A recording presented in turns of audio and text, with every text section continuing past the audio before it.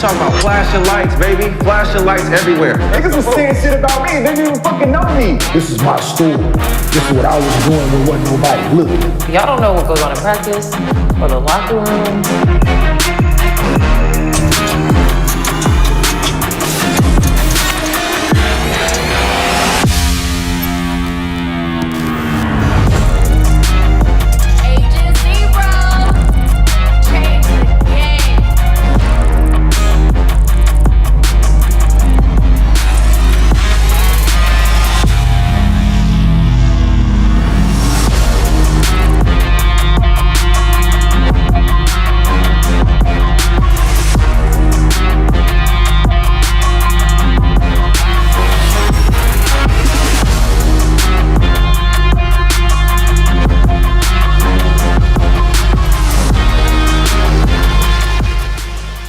Welcome back to Gil's Arena, presented by Underdog Fantasy. Whoa, whoa!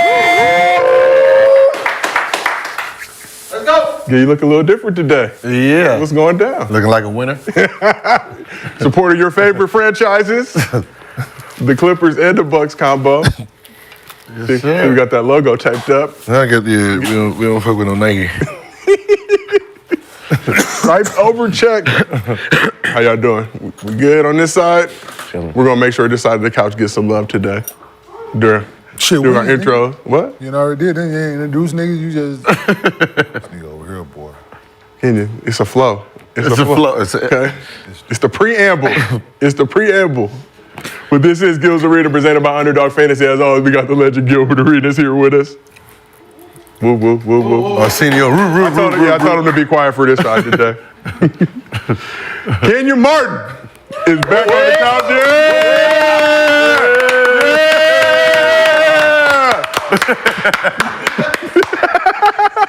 Yeah! We got Brandon Jennings back here with us.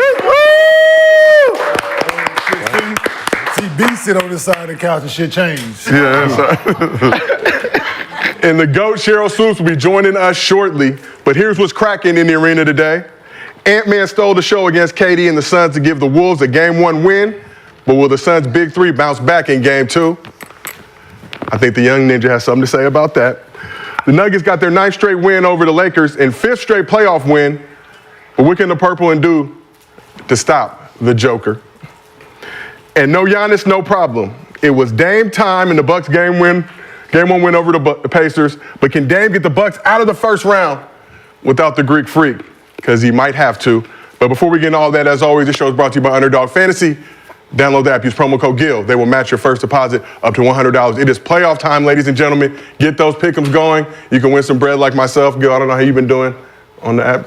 Getting cooked still? Ah, man. You know. You can hit me for advice whenever you want. Yeah, I took five pick'ems. Lost 4. No John Tate Had Porter. insurance. Had insurance on the 4 losses. Yo, I had 2 joints for $18K. Oof. Fucking Teddy Rozier didn't play. Scary Terry. Fuck my shit off from the top. Yeah, oh, dang. And then Tyler Hero shit, who damn near had a triple-double. I hit everything else. Fucking Miami Heat. 18. It's a cold game, but Old game.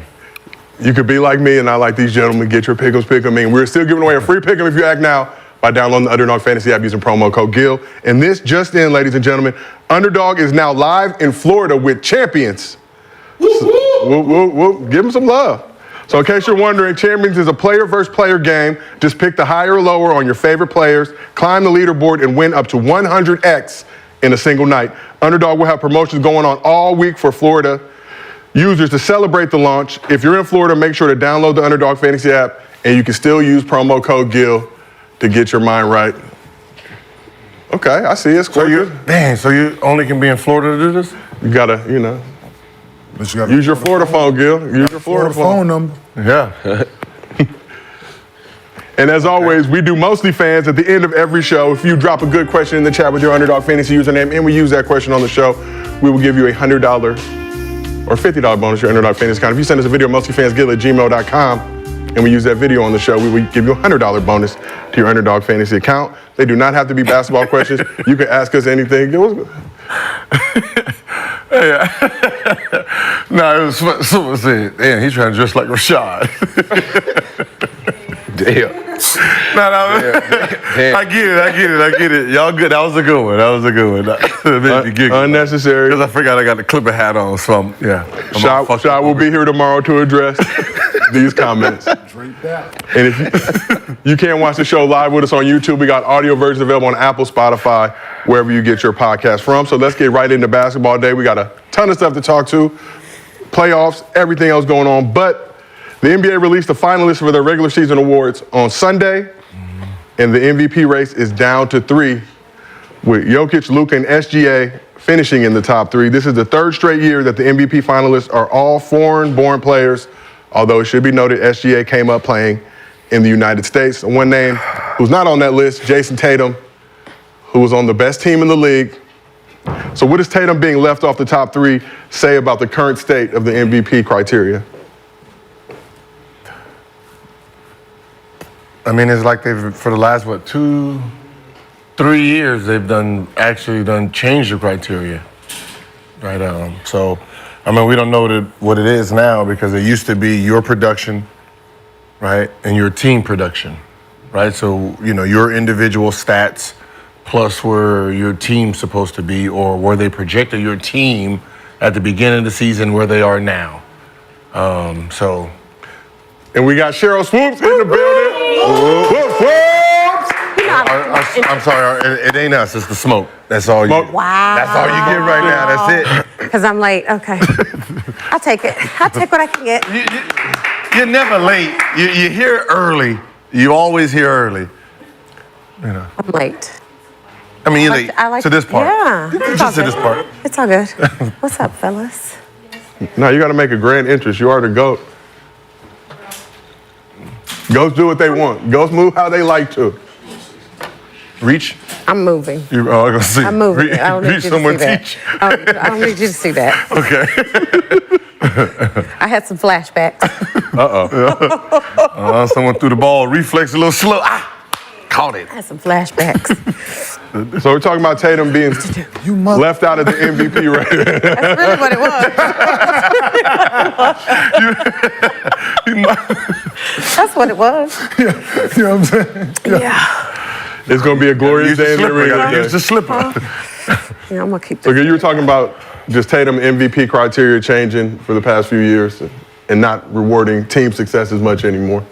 No, I mean, that's what it was. It was individual success plus team success unless you did something that was historic, right? And historic means you're actually breaking history, not creating it, right? Not someone making certain categories for you to be in this. So, that's just the frustrating part because, players working out in the summer, working on an individual skill, you kind of take away the fun of it all. Right, and then when you hear players saying, "I don't even care about it anymore. I give up on it." I mean, that's the reality of what's going on because when people like someone like Tatum, who's working his ass off, making sure his team success, so that means he's turning down individual stats to make sure everyone is playing at a great level and then winning. And the fact that he's not even part of the top 3, what do you think go through his mind? Well, fuck it, I'm gonna just go for my individual stats, but these team stats. And especially if they don't win it this year. Yeah, if they don't win it this If they year. don't win it this year, that shit like, oh shit, I might as well just get to cooking. Go ahead and go 35 points a game. We 56. that's what they're looking for. Because that's what they're looking for, which is. Do you agree with that, Kane, or you disagree with that? No, it like Gills has been saying, like they every year they gon' whatever narrative they want it to be, that's what they're gonna put out there. The criteria gonna change for whoever is playing well. Whoever they want to get the votes to that year, that's what the criteria is gonna be moved. They just gonna continue to move the goalposts. Yeah, because Statman over here has let us know that Who? Statman. Statman has told us that like Giannis, Nikola's 2 MVPs, he has historically like his team has been in the worst seeding position there is. So Giannis team, Jason Tatum's team is first. And the fact that and you look at Giannis' numbers as well and where his team is, he should even be on the list over Luka. Even though Luka's leading the league in scoring. Team is fit, and you got a guy that's team is in first, averaging 27. Another guy team that's in second, averaging 30, 12 and 7. It doesn't matter. The winning part doesn't really matter anymore, which is sad. Which, to everybody's not knowing of it, that historically, that like you keep preaching, that winning should be a part of it. Team success should be a part of it. And if you're making your guys around you better, with all of those other things. That's why LeBron could have been in it every year when he was with Cleveland, right? So every single year when he was with Cleveland, LeBron James, he could have been the MVP of the league if the criteria didn't change every year. So it's like the voters fatigue shit. Like, come on, man. Like, no, the guy deserves it. Let's give it to him. But in this case, Jason Tatum is being punished for team success and him not averaging 30. Brandon, you agree with that? Yeah, I think everything is about who's pushing the needle that year. It's like whoever's the hottest. I think that's just who they roll with. It's not even about winning. It's just about who's pushing the needle at the top of the level. And not taking anything away from these other guys who are finalists, they deserve it. I think they were probably all in our top 3 when we put our list together to vote. But again, just if you take any of those other 3 guys, put them on the Celtics with Tatum stats with that team. Yeah, but if the other guy played 65 games, this shit wouldn't even be a fucking question. You talking about Embiid? Yeah. Like, if Joel Embiid played 65 games, this shit wouldn't even be we wouldn't even be talking about it because he'll be averaging like 37 right now. Or we shouldn't be talking about it. We should, but the fact still that would. Yeah. he would be averaging like 37 right now, and his team would be top 3 in the East. So it shit wouldn't even be a question. Yeah. And sure, do you agree with the league, the 65-game minimum? It's like Kenyon said, Embiid doesn't get hurt. It's beyond his control. But the way he was playing prior to that, it was pretty clear he was going to get his second straight MVP. I don't know if I necessarily agree with the 65-game minimum. Like, how did they come up with that number? I really don't know. I'm just like why curious. 65? And it's 65, but it's also the 20-minute minimum per game. Like we saw DiVincenzo, he probably wasn't going to win Most Improved Player, but not even eligible. He played in 81. He about 20 seconds. Played in 81 and 82 games, averaged close to 30 minutes a game, but he didn't hit that 20-minute. It's just like, come on, man. Like, what are we doing?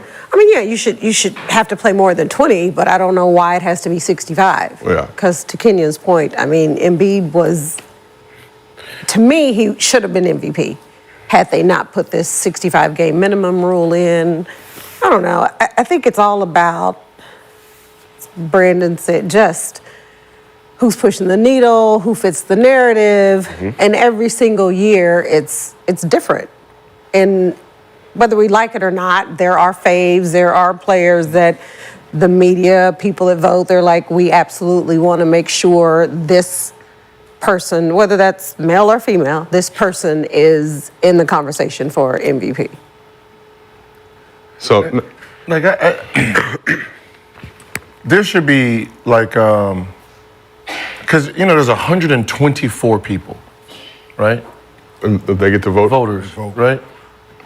Have you looked at some of that list? Some of these, there's not even sports categories for the most part.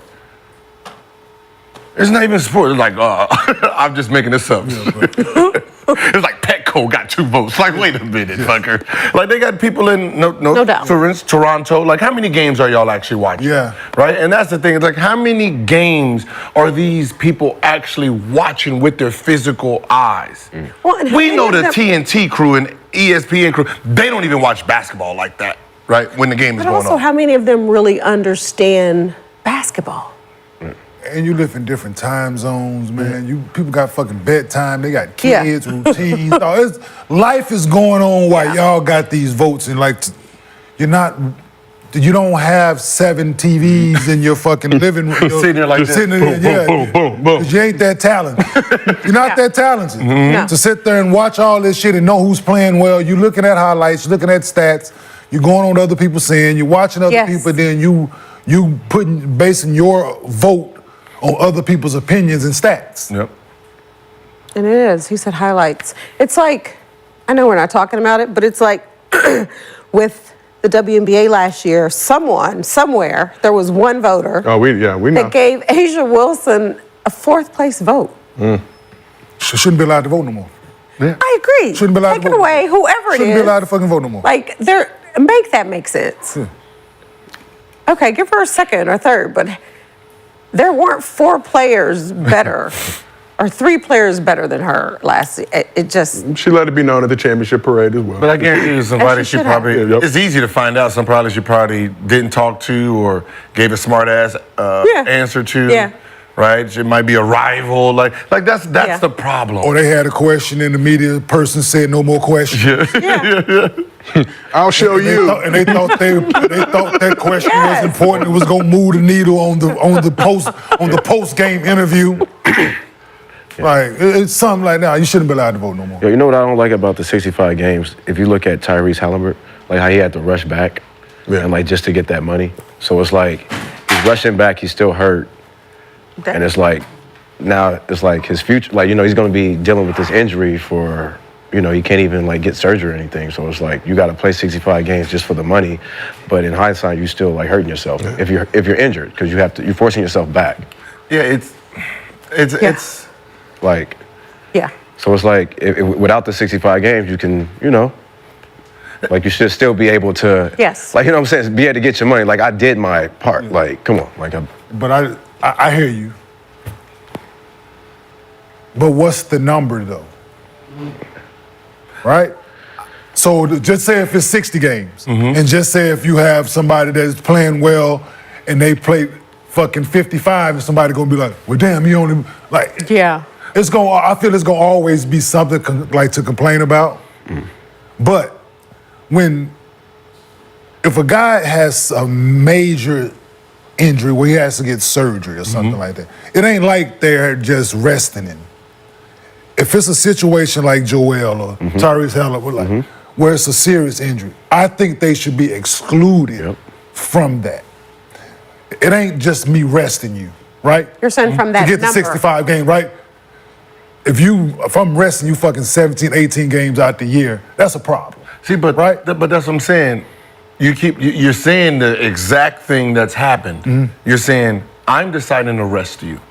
The player is not deciding to rest themselves. Yeah, We're yeah. not going in there saying, "Hey, I'm taking the day off. Fuck off." Yeah. So the management is saving their money by this rule because, like I said at the beginning, what ends up happening is now the player becomes selfish, right? That's the worst thing you want for. You don't want your player selfish. I know you would be a better player if you know I'm protecting you. Now, if I take that away and say 65 games, just like Donovan Mitchell. If you look at Donovan Mitchell, he wanted to make that All-NBA team. His ass came back exactly the game he needed, right? So he was missed 16, 17. He came back, played 2 games, back hurt. Right, so the player is going to be sitting there looking at it like, oh no, I feel good. It feels good, and you're going to go out there and play. So he's going to risk. He's going to risk team future anyway. and his own future. He's going to risk the team. He don't get at that point. The player don't give a fuck about what Which the is team's more talking important. about. Yeah, like His it's own their own future. His own future, yeah. Like we do it all the time. Yeah. So you think there's other things you're thinking about besides playing the game of basketball. You know what I'm saying, like, Yep. I gotta play. It's like, yeah. And now people fault Kawhi, right? People on Kawhi ass right now. Yep. Oh shit, here we go again. Like, them motherfuckers don't want to play. Like, I don't want to play. but that's the narrative out there. I Like, know, Kawhi don't want to play Well, basketball. and you He know hurt. what's interesting because of that. Is he it? Like, But then he's he on played the the most Olympic games. He played a lot of games in the regular season this year. And did he play You through know? shit? And now he like, oh shit, my shit swole. I can't like. This is what we have in Dante Jones, right? I remember I said, what's up with Kawhi? And he said this. He said he trains too much by himself. And I said, what do you mean? I knew what he was saying, but I wanted him. He said he trains too much, like off hours, he's like, he don't have a life. He sits in the gym all day shooting. So, this kid is spending 6-7 hours working out. What do you think it's doing to his body? Right? So he's not getting the recovery. So he's never letting his shit rest. He doesn't know how to sit down. Right? So even though he's sitting down, he's still trying to work out. So he's always, like, if someone can just cuff him like a drug addict, tape him to the bed and say, nah, we're going to sit you for 2 months. right? You know, to break this habit, because they said as long as he can move, he's gonna keep sitting there, practicing and shooting and shooting and shooting, and his knee is never being his knee. Gotta put a low jack on. Gotta put a low jack on it. Keep the nigga out of the gym. And that's the problem. So why the media said he don't even want to play, the Clippers like, no, he's playing too much outside of the game. Yeah, he works out hard. He works out too hard. Instead of recovering. So at what point does he look at what he's doing and say, I have to stop doing as much as I'm doing by myself so I can help my team? It's hard at this point because the results have been great. Successful. Right? So I've worked my ass off, and these have two finals MVPs. These have been the results of that work. But it's a fine line. Yeah. It's a fine So line. how does he make, never mind. I don't know, like, to your point though, I agree with you. it's within, right? It's like, well, instead of me going 4 times, I'm have to go 2. Yeah. And he might can't. Yeah. That's It might not fit. yeah, it might not. It could be anything, man. But no, but the league has a problem, and we all have been saying it with this 65 game things, and it reared its ugly head this year. Not even. It just poked out. Yeah. It's about to get bad eventually. It just poked out. Like you know, Embiid, and you got some pieces when those GMs or those owners start paying super max to players that they didn't think was going to be super max players. That's when the problem happens. So that's my question for you, because it feels like on one side you got guys like Embiid who may not be able to make all NBA teams, but they got the bread, and now you've got to reward guys who may not have deserved it, put them in that top 15 all NBA list, and now they're asking for that money. So one way or the other, the owners are going to get burned by it. Yeah, and that's what to a team that team ain't fighting for shit really. Yep. Like, because a guy is going to be a guy on the team that's going to make third team or some shit. Yeah. That his team was like an 8th or something. You like, oh shit. Yep. Hey, I'm all NBA. Get my What the bread. rules say? Hey, That's what the rules you say. put it in right, goddamn. Once you put it in writing. Yep. So that's what I caught earlier. I'm like, all right, like right now, if Embiid was eligible, if Kyrie was eligible, they're making one of those teams. Embiid is gonna make first, second, or third team. Same thing with Kyrie. So you take them off. Someone has to make it that probably didn't have Supermax. Now he's Supermax, and now you can't afford. Like it becomes a trickle down effect. I mean, for the players who's sitting there like, okay, hell yeah, I'll take that Supermax money. I'm up. Who has to put the rule in? The players or the Players. So that means usually the players gave up something to give up something. I thought the owners You said came to the it. players put the The rule owners in? didn't put that in. No, they probably suggested it, but you know They had to agree on it, but I'm just saying. you know like, players would want to put that in? Like you they gotta don't- make. They probably, it was something else on the table. Something on the Gil was table they saying, wanted? They were like, it was either this or this. And they was like, we ain't gonna get it. Wow. Well, what do we give up? like the high school. Find out. We can find out. Remember like 2005, right? I'm gonna ask the GM. I said, what did we actually give up? It was like, y'all gave back to high school kids. Y'all said, y'all can have them. And we took 2 extra days in All-Star Weekend. We wanted, the guys wanted 2 extra days for All-Star Weekend, and they wanted 51-49. What was that? With the split. The split. Because before it was what? Yeah, it was basketball related income. Yeah. it was 40. We had what, 47, 53? It was 47, 53 them. Right? And then we wanted a 51-49 us. Okay. So for that and 2 extra days, make it a one and done. You can keep it. So the 65 game minimum rule actually came from the league. They introduced the idea for eligibility for awards with the games played threshold. It was a top priority for them. And then the NBPA ultimately agreed to it. But what did you give them though? Supermax? Yeah, so The super, it's like you're gonna give up like. It was something, trust me. We're gonna give up something. But that's the same thing with everything. Like, you can't trust the motherfuckers in there, right? Because it's all about survival. That's why I say the people that need to be on that list need to be the superstars that don't get affected, right? So you have LeBron, you have KD, you have Steph, right? You have even Giannis. You have these guys because whatever you're trying to throw, it doesn't affect them, so they're going to make the best decision, right? You got a bunch of people that's looking at, all right, we're going to bring back high school, and I'm on my 14th year. Like, oh, hell no. I vote no. That's true. And that's what ends up happening. Yeah. So, you had to put, your top tier guys in there that's thinking for the rest of the group. Yeah. Well, we got a lot to get into. We'll see how this thing plays out and who's going to get the MVP. I know this couch thinks it belongs to SGA. I feel like Joker's probably going to get his third MVP, become the 9th player in NBA history to do so. Just my guess. Don't know for sure. Don't have a vote. They need to do a Your 2-minute guess is warning. probably correct. They do not have a vote, but I can feel it in the air. Agreed. That's what I said. It's like, it's just from the basketball player standpoint, right? You won a championship, right? Mm-hmm. You won it. You won the chip. Yep. So when we start this, we start this track race, right? You're in the fifth lane, right? You got a head start. We giving you a 5-10 second head start amongst the rest of the people, right? And someone beat you to the finish line. Someone beat you there. Someone who didn't even supposed to be in this race. Shea and OKC shouldn't be 1, 2, 3, 4, or 5. Yeah. When we talked about this at the beginning, right? We said Denver's going to be number 1. We had the Clippers, the Lakers, the Golden State. We had Dallas. There was no OKC thoughts, man. We had Memphis in this motherfucker. We had the Kings, right? We had it. Shea beat you to the finish line. You didn't finish first.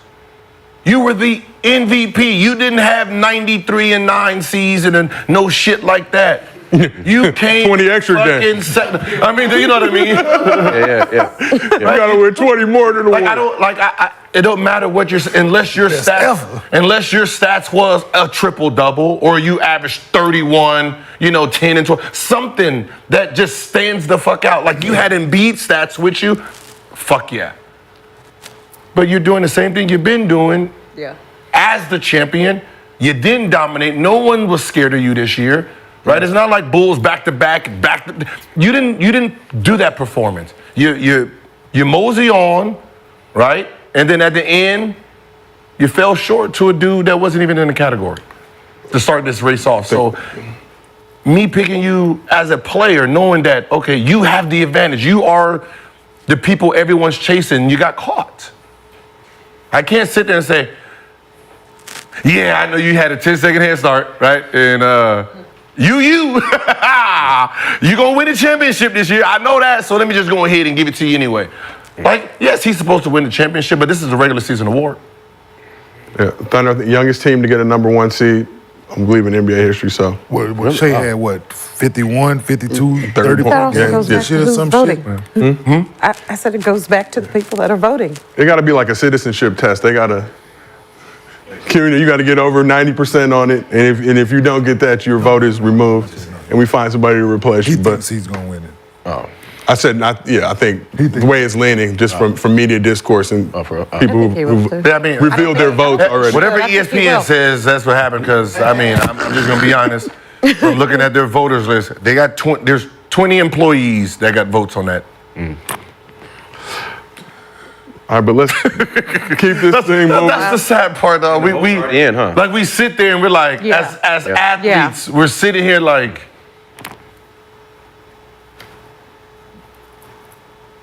hey, we played, right? We played this game. I know y'all have it. That's why I said all the players, we should be voting on their awards just so they can get a real feel of it. But do you vote on the media because award? because it can affect their money, right? Best one, the ones No we doubt. don't hate, most hated, and let Dumbest question. just let you get awards and you sit there like, Yeah. so then motherfuckers don't like me. Now you sitting there with a rate, no one likes you, no one's that started fucking with your pay a little bit. Absolutely. Skip Bayless 7-time Player of Analyst the of the Year. year, True, back to that's back, and we true. sit there like, we tired of you winning, dog. We gonna give it. That's so we gonna true. give it to this person. Yeah. He gonna be furious on this motherfucker.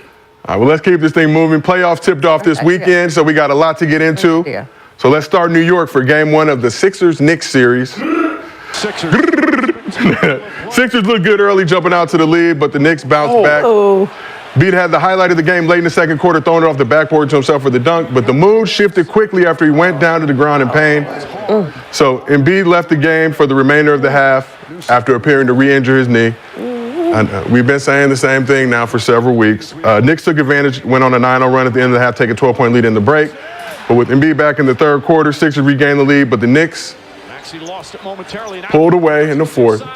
Hey. But Maxey did his thing as well. Yeah, he's a... Hey. That boy's a beast. Everybody who wears zero, like that, you got to get it. Dang. That's nice. Man, that was nice. So, Jalen Brunson struggled in the game. 22 points going 8 for 26 from the field. Josh Hart had 22 and 13. Deuce McBride came up big off the bench, 21 points, outscoring the Sixers in the second quarter. He had 13. They only had 12. That's Josh, right? They just shot that? Yes, that is. Right? Yep. Embiid finished with 29 points, 8 rebounds, 6 assists. Maxey had 33 and 4. They made it 3 all game. But the Knicks pulled away in the fourth quarter. Wow. Josh Hart. I'm telling you, these boys look good, Gil. They've been daring him to shoot all game. They've been daring him to shoot all game. So them 2 he made was the only 2. He was like 0 for 4 up to that fucking point. So they was like, from me to you, Cheryl, like, no, like, shoot it. And he was teeing that bitch up and just clanking that bitch. So the one he made, Joel was like, shoot it. That's The second one was, that's how it go though, right? But if you keep giving him, he gonna make one. Like when someone be like, yo, you know, we're gonna sag off him. That don't mean just make it practice shooting for him. Everybody great in practice shooting. Late contest. Yeah. Like, no, That looks late contest. You ain't got to motherfucking be on him like he goddamn Steph, but act like you. Yeah, you got, hey. You're sitting there like, can you shoot? Yeah. Shit, you give him 10 shots, he gonna make 5 or 6. You goddamn right. By himself. So Hart went 4 for 8 from 3 in the game. Like I said, 22-piece matching Brunson. But let's talk about Embiid. It keeps happening. We keep playing with fire. Second quarter, left the game, came back in the third, kept going. He seems to keep wanting to play through it. But is Embiid playing worth the risk for the 76ers? Kenny, we'll start with you. Like I said before, I'm still toying with it. It's, from someone who dealt with injuries, I understand. Like on that behalf, like sitting your ass down somewhere matters. But with him, he's out to prove something from history, what people have said about him in the past, I think, right? Him not showing up in the playoffs, him not having his team on his back when they need him. I think he's trying to prove that. And at the same time, doing himself and maybe the team a disservice, right? Is he gonna play? Is he not gonna play? In, he out? Like, it's that, right? I think they would, just for me watching the game, and Jalen struggled, but it wasn't because of, I think they would be better at times having Joel off the floor because they can play a different style of basketball. But that's fucking crazy to say, knowing how dominant he can be when he's healthy. It's tough. It's tough because if you hear just the conversation, like I think that he scared himself. I heard comments after the fact, I think he scared himself. Because if he said it happened the game before, or when the game he went out before, and he was okay, it was just, he was like, oh shit, I did something. So it's that. It's trusting the knee again. He did it, came down, he landed, oh, my weight was on his leg, oh shit. And he got in the back and realized, oh shit, it ain't that bad. You know what I'm saying? But still, it probably is something there, but it's delicate, man, because he's trying to prove something. He wants to win, but to what cost? Yeah. I think he should. I get he want to play, but man, he got a long career ahead, and I think he should sit it down. Just with everything coming up, I think I get he want to prove things, but him healthy and him really together is like that team is on a whole different level. But I get he wants to prove things, but I just think like he should think about himself right now. Yeah, and be a little bit more selfish. This time of year, though, I done did it, right? That knee shit, going through that knee shit, and the playoffs getting ready to start, like, shit, I feel great. Knowing I ain't nowhere fucking near where I should be going out there bitch trying to play. So, like I said, I get it. But when I should have set my ass down. Cheryl, you're a 4-time champ, one of the greatest competitors the game has ever seen. Do you respect Embiid for trying to give it a go out there, or should he be thinking about his long-term future? I respect him. And Kenyon said, as an athlete, like you want to play, and especially playoffs. And probably in his mind, if I don't play, like, it's over. He ain't winning, you know? So I respect him just from a competitor and an athlete standpoint, but, you know, the mental part of it, from am I okay, am I good to go? I agree, he probably should just sit it down, because it ain't just about this season and the playoffs. Got a long future ahead, and the last thing he wants to do is like not only re-injure that knee, but there's so many other things that could happen because he's trying to compensate for that knee. Yeah. Tons of respect, though. I know you've been saying it. You sound like a broken record. Still the same feeling. Shut it down. Why are you He does that like sometimes. that?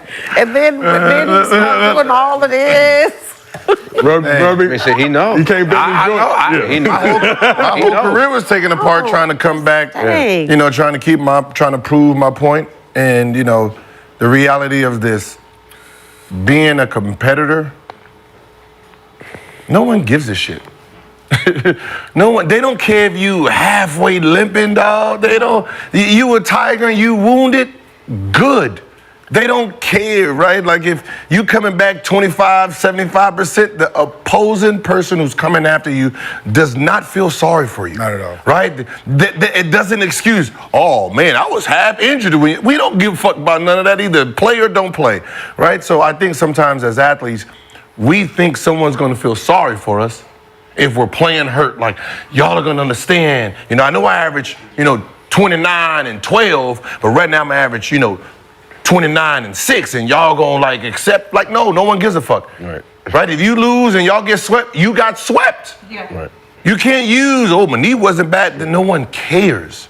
And that's the problem with that we have to understand that we're being judged by 100% of what our ability is. If we're not given 100% of our ability, we suck in the night. I don't give a fuck if you out there limping, bro. I'm gonna go past you. ISO, his knee, he fucked up. Let's go. Let's go at it, right? When you sitting there, I see him. He's setting picks with that left leg because Maxi's right-handed. You see, they keep brushing right off of it. I'm saying every time. Right? It's a meniscus, right? That's the outer part. Every time that knee tweaks it, it's wear and tear on it. Right? It's not just you coming up and down. It's every time somebody's coming off that pick. So now you're going to be starting getting a little bit thinner. Picks ain't, they ain't what they supposed to be. Over time. I see it. I mean, I start trying to set picks and I be on this side and I see somebody coming real hard. I at the last minute, oh, hell no. He crazy as shit. Hit him with the Tootsie Roll. Okay. You crazy? My bad. Like I remember setting one. It was like a DH handoff, and I got to hand it off, and I seen him coming to it, and I thought about my knee. Oh my God, damn it! Dropped the ball. Hell, have it. Have at it. Go get a moving screen. First pivot out that bitch. Oh, shit. Over the top.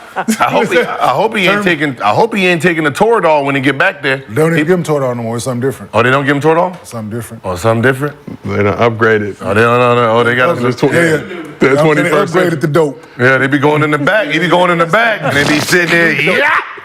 Oh, That new dope. Yeah. New dope. Smoke this crack right here. That's that 2024 dope. Yeah, that's what So Ain't that Toradol, trust me. and that was a good one too. What? No, that's I remember when I hit because I was protecting my knee. I was out there. I can go. I can't do that. Okay, hit me with that Toradol because of my wrist.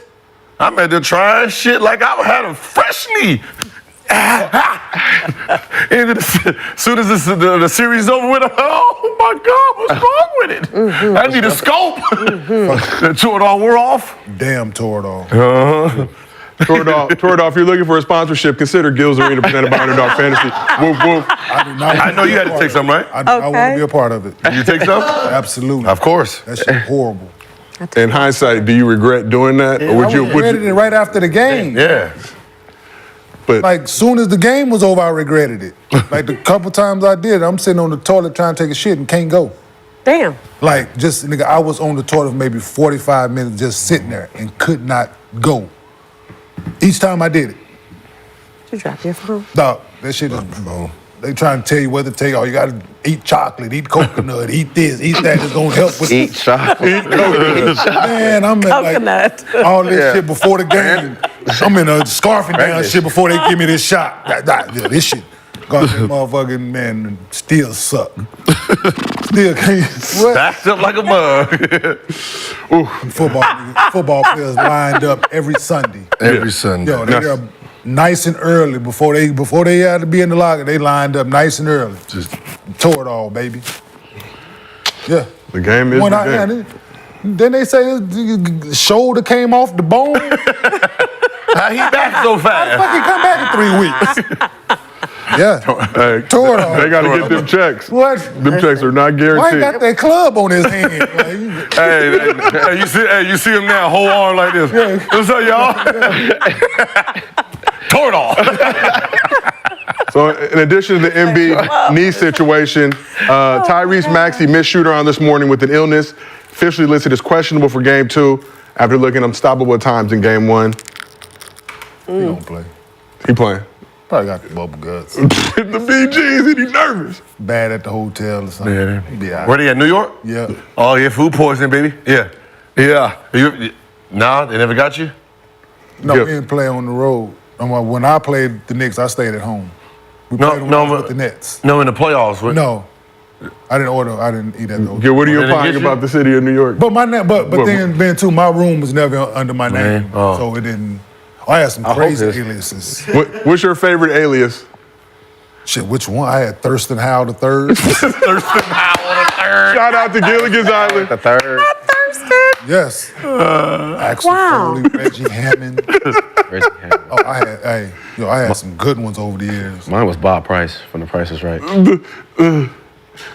Had a couple dumbass teammates when Barack was president. Barack Obama. Dumbass. Brandon, Bob Barker or Bob Price? Bob Price. Bob Barker. Bob Barker.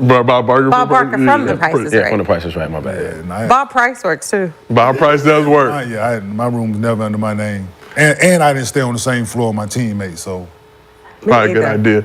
Me either. Yeah. Probably a good idea. Room service? Situation in New York, you had an issue with room service? No. Just when you playing on the road in the playoffs, remember, those hotel employees are fans of their team. So, they throw a little, eye drops in your shit. Had your bubble gun? Yes, sir.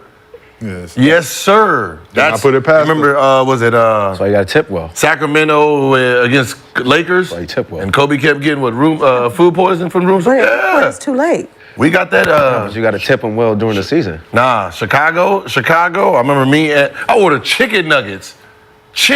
Me and Larry Hughes. Chicken nuggets.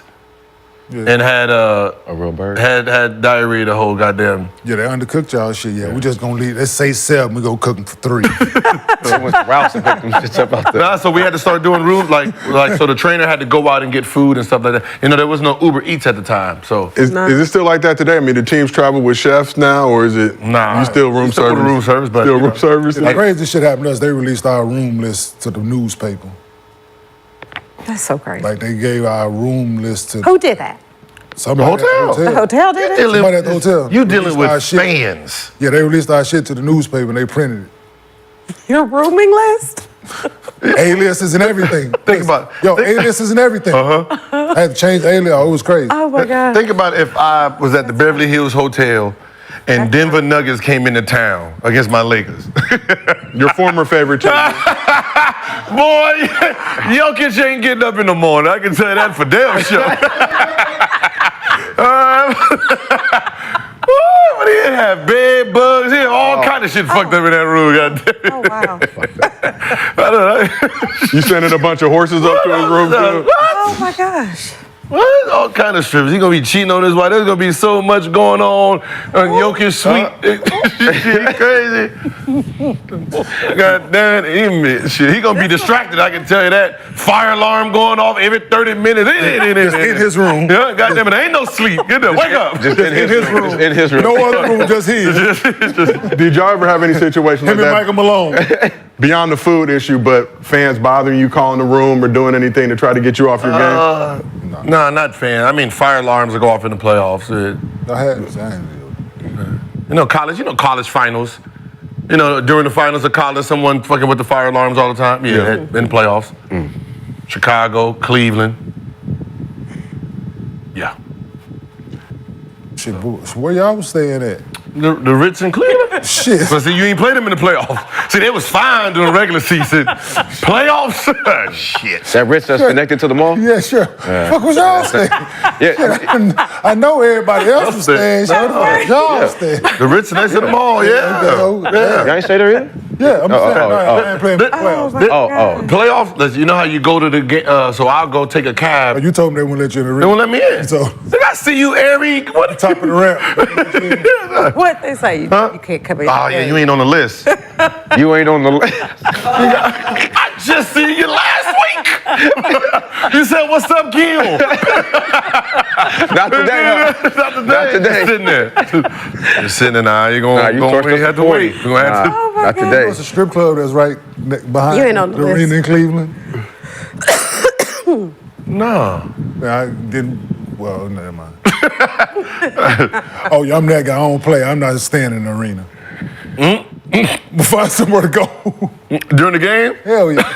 We'll go watch the game. Go watch the game somewhere else? Go watch the game. The strip club got good food. Well, Is it a nice one? yeah, it's cool. Just say, and eat. Oh, I went in Minnesota. There's one across the street. I'm plenty play. Hey, listen, dog. What time the bus? Time the bus. I get right by the fourth quarter going. I went right in the locker room. Like, damn, where you been? I was watching the game. Watching the game, man. Quick before we move on, Kenyon, what does Sixers need to do in game 2 to get back on track? Fournier can't give up 20 plus offensive rebounds. They got to make the game. It has to be more important. The ball on the glass, you got to go get it. It's a dog fight, man. Got some dogs you got to play. Saying you can't bring puppies to a dog fight, dog. So, and you got to make it like it matter. Like they turned it up in the playing game against Miami. The way they played in the second half against Miami to get the 7th seed. That's how you got to play from the tip. With getting in people's shit, picking them up full court, hitting somebody on the rebounds. Like it got to mean something. You did enough offensively to win, but you gave up 20-some offensive rebounds. Like, that's tough to do in offense, like in the To a playoffs. small team, too. So Shout out.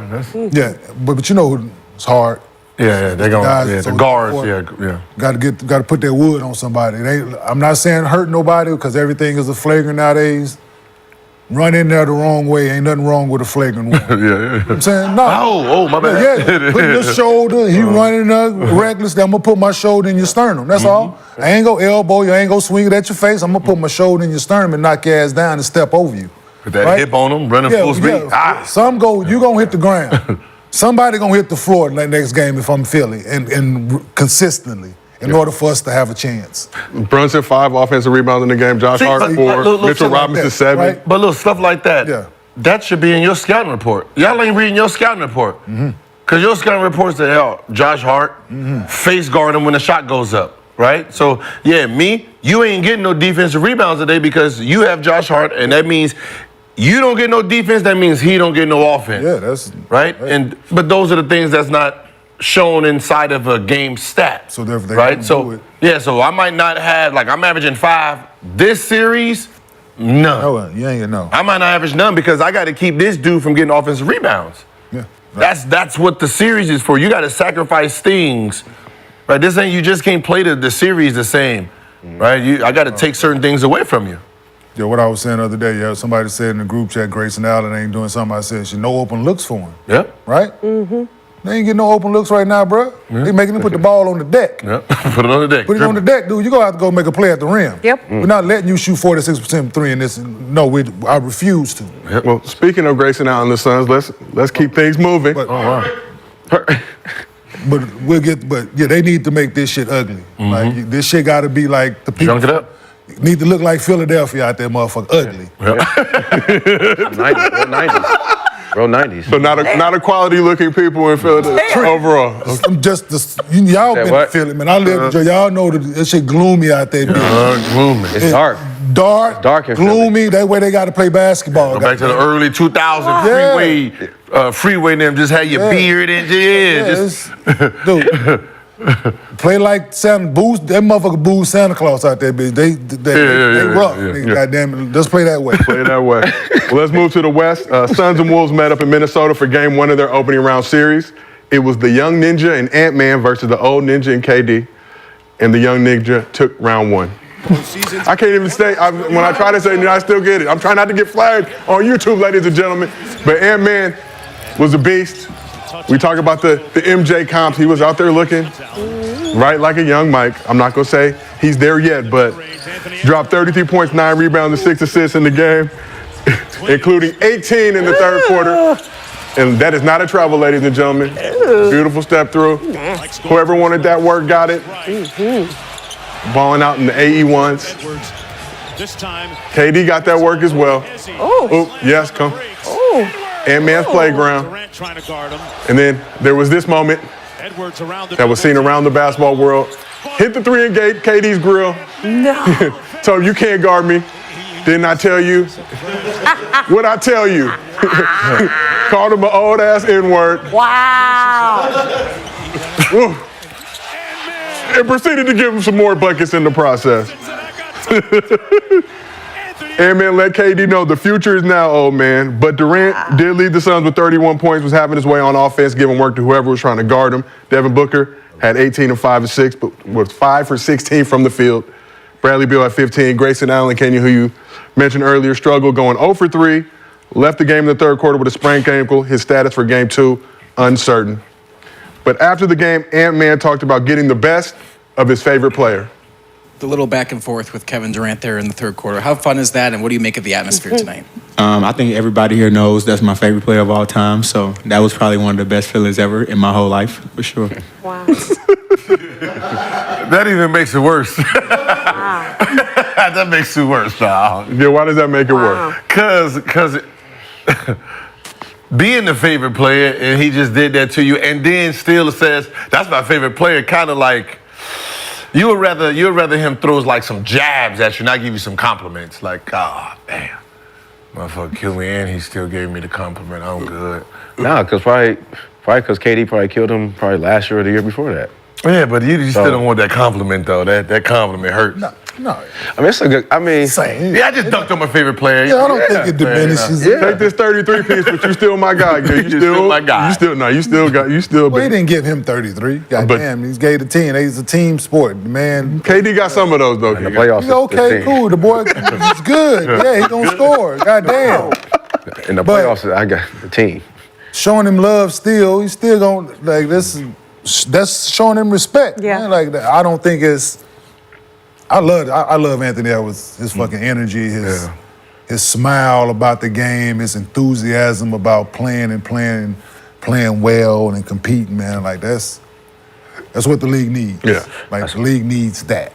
And yeah. And That's why he's the face. shit, that boy good. That's why he's the face of the NBA. The face of the National Basketball Association. Yeah, I think he's the face. I think it's time. Right now, or is he here right now, or is he getting there? He's getting there. He's getting there. But next year, I could see him doing a lot more with the NBA and the NBA pushing him. Yeah. It's because he just got that.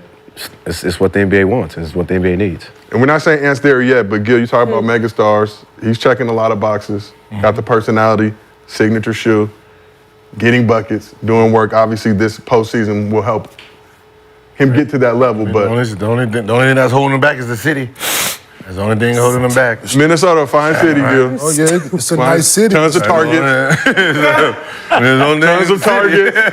Right? I know he just dropped them lows. Y'all see the lows is coming. Lows is coming this summer. He could do The AE1 lows. Just say if there was a time frame on it. Just say if it was 4 years, right, for him to be the face. Say Because like- LeBron gonna still be here for another couple years, right? Step. Just say if it was 4 years, right? Yeah. If he was in New York, them 4 would be 2. 2. Yeah. Okay. Chicago, them 4 would be 2.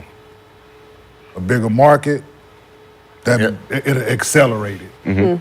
But him being in Minnesota, it's only so much that media coverage and think people can do, even in this day and age. How Well, KG got MVP. Yeah, not to compare him yeah, but to. that's MVP. That's He wasn't the face of the NBA. Like imagine You talking about being the face of the league. Right. Right? Right. It was easier for them to push Bron in Cleveland because what he came in with. The hype was already there. The chosen one, Right? all that Okay. good The stuff. hype was already there surrounding LeBron when he came in. So it was easier for them to put that stigma on him for face of the league then. Because That makes sense.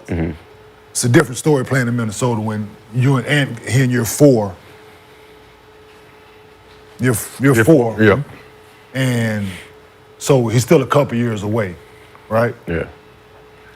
And that's the city that he plays in.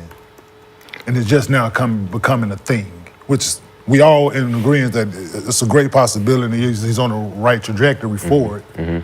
But I just think the city that he's playing in, because of the media coverage and because of just what it is. Right. Minnesota, nice city, but it's just what it is. These are the facts. Like it's, And his fourth season, 22 years old. Yeah.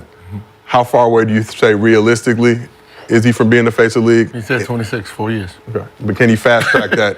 if he gets out of Minnesota, yes. That's what I just said. But if he brings a chip to Minnesota, can he fast track it? That's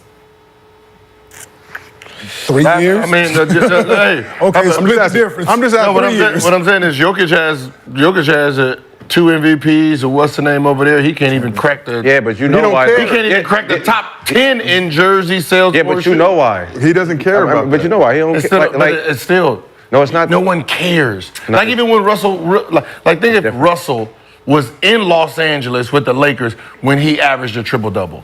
It'd be, yeah, that's fair. Think about it, when he averaged that triple-double, if he was here, Lemon Daddy motherfucker averaged 12. He got billboards everywhere.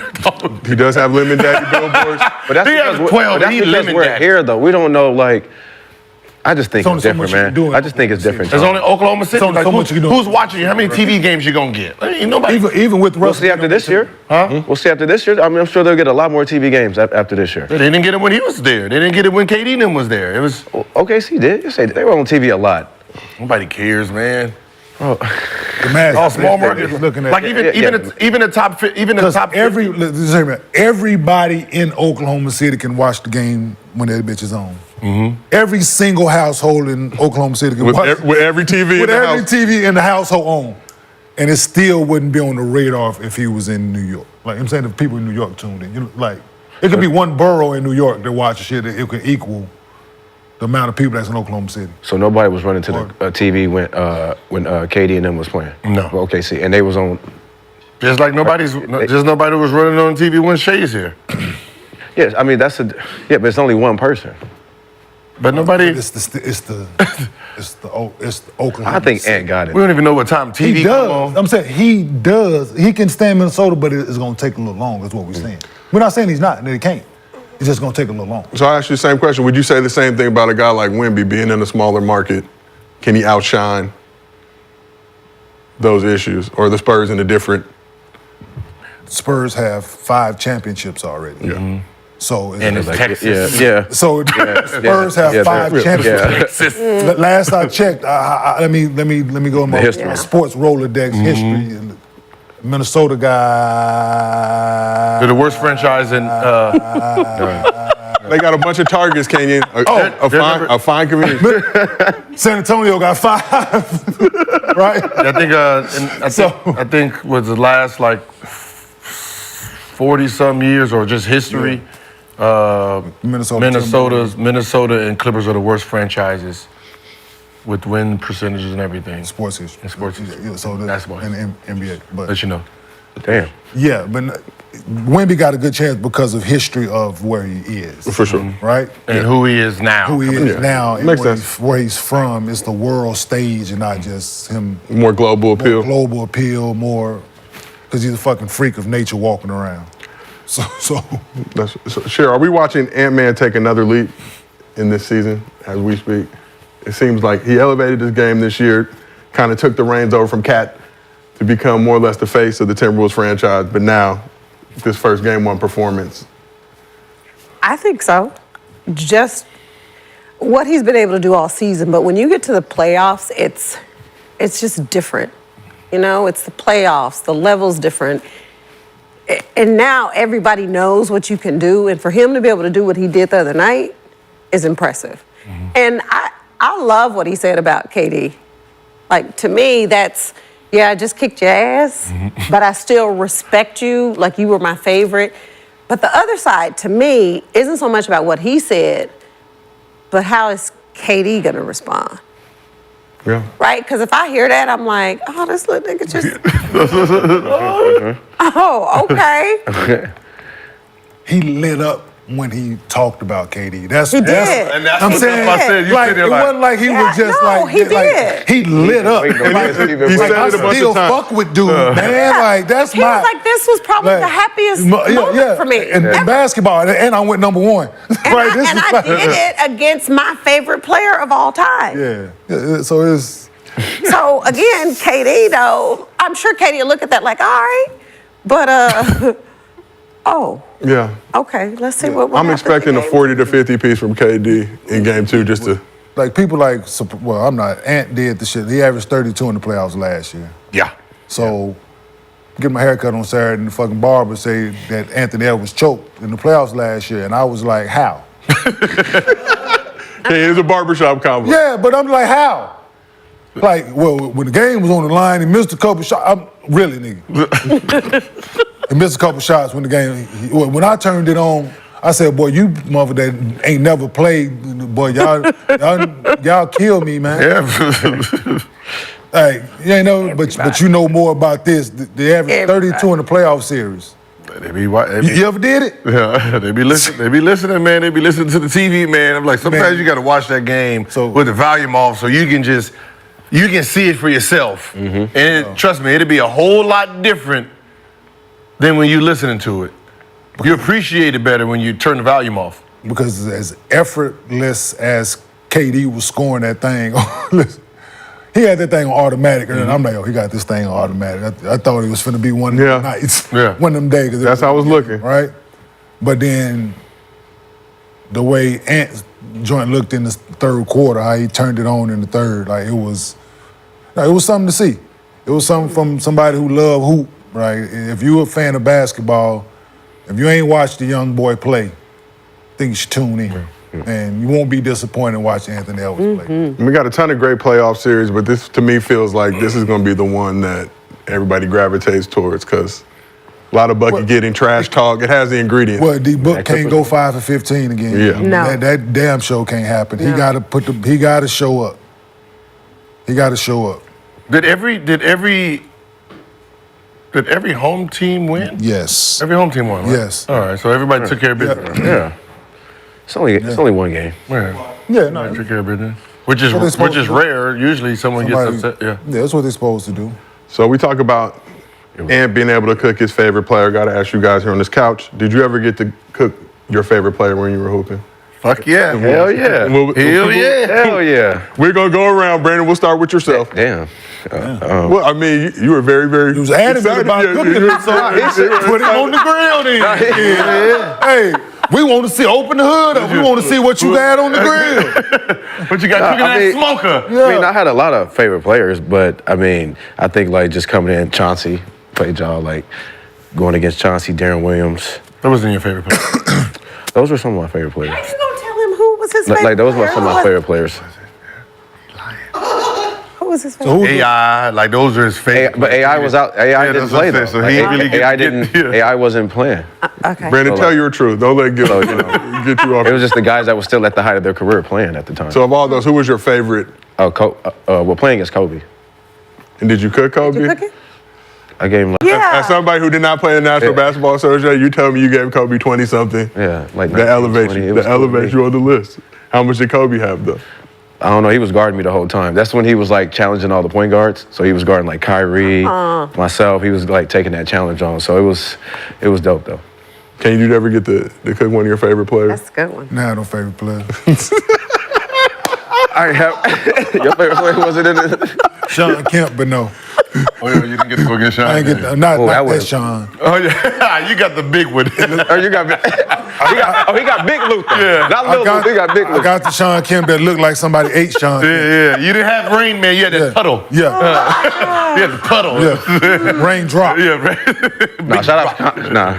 No, shout King, out when you Sean tell the story, you just say Sean Kemp, and we will put the peak Sean Kemp in our mind. Like, I was giving Sean Kemp work. I remember that one, yeah. Yeah, nah. Sean Kemp was my guy, but I would have loved to play it against. Yeah. Wow. No, that would have been. I'm saying that would have been something to see. Cheryl, did you ever get to cook one of your favorite players? It was different, like, because like I started the WNBA. You was the favorite player. Well, I'm Yes, saying there were yeah. no players before me that I looked up to and said, I can't wait to play against her. So, I was cooking people. Yeah, you was cooking people No. like So it was you, everybody's coming. that. Just say it. it. Just say it was you, huh? It was you that was. well, no, it wasn't just You their me. I was favorite. one of them, but our team was one where everybody was like, oh, okay. We got to try and give them buckets. But Did you ever find yourself on the other side in more of a KD-like situation where young player came in who idolized you? lots of times. What? They were But that going at- didn't happen. She said, yeah, they came in Yeah. smiling. I'm saying, but no, but that didn't happen. You gonna walk over. You You go gonna limp back. Back. Yeah. And Gil, you were super excited, so please share your story of cooking your favorite player. Come on, you already I want to know. know. I want to know. I'm a Laker fan since I was little. Oh, cold. Kobe. What'd you give him? 60. 60. Stop. 60. 60. Stop. And hey, how you doing? Good game. Can I get autograph? You my favorite. So, sign. I know. I scored 60 in this one, but can you sign it? Did you give him 60? Did he He was sign? guarding you the whole game? 33 of it, but when it counted, end of the fourth and all overtime. What? Yo, he was so mad, bro. He was so his quote. Did he was sign so your bad. jersey? He was so bad. You said Hell no. He said his quote was that? No, Kobe. Yeah, Kobe No, quote on it. he was mad. He was mad. He said Kobe Gil was just rejected your autograph unconscious. request. Gil was just throwing shit up unconscious. Damn. Quality shots. I'm like, bro, that's shit up I'm like, there. you talking about yourself. Like, that's what you do. Kobe said my name. What'd you say? What'd Kobe you say? said my name. What'd you say in the press conference? It was like, yeah, Kobe said that you didn't have a conscience out there, Yeah, conscience. and Just you know he wasn't taking something about quality shots. And I said, my new nickname is Quality Shots. I was Kobe, dog. All was my hot, friends bro. was there. Like we were big Kobe fans. growing Yeah. up. Like I had a little mini fro like Kobe. Wow. Even when I came into the league, like that was supposed to be like the little Kobe fro. Ended up looking more like Ben that Wallace. More no-beat than Kobe. Ended up being more little Ben Wallace. Looked like he was in the Temptations. Yeah. By Heartbeat. Leon. Leon. Nice. We ended up falling. Nights like this. I ended up getting a perm and it fell out. I was trying to cuss. No.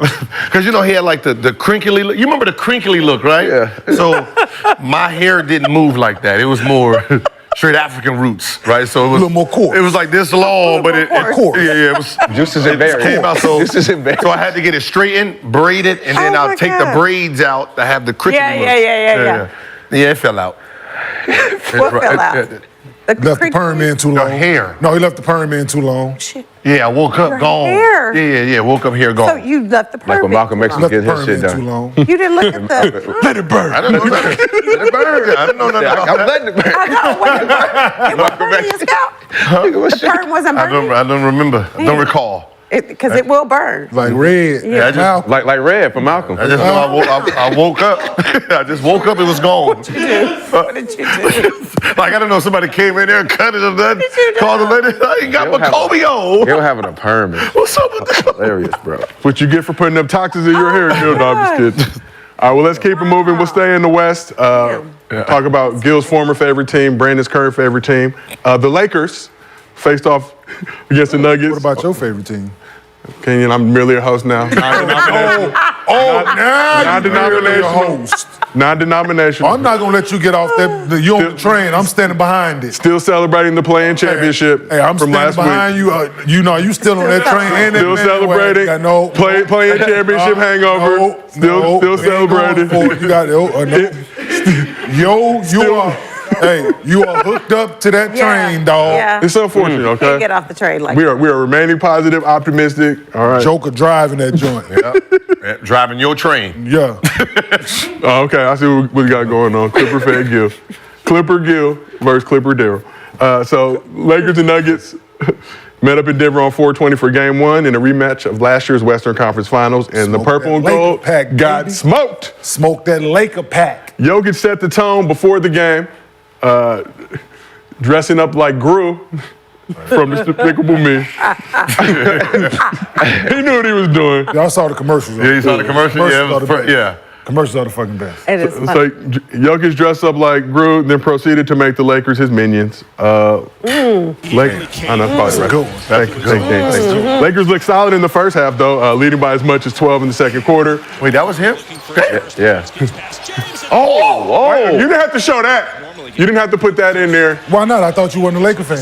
Hey. No, I'm merely a host. I am still supporting LeBron and the Lakers. He's so methodical. But like any good media member, I have to be unbiased. But like I said, Lakers look good in the first half. Had a 12-point lead. Nuggets closed the gap, though.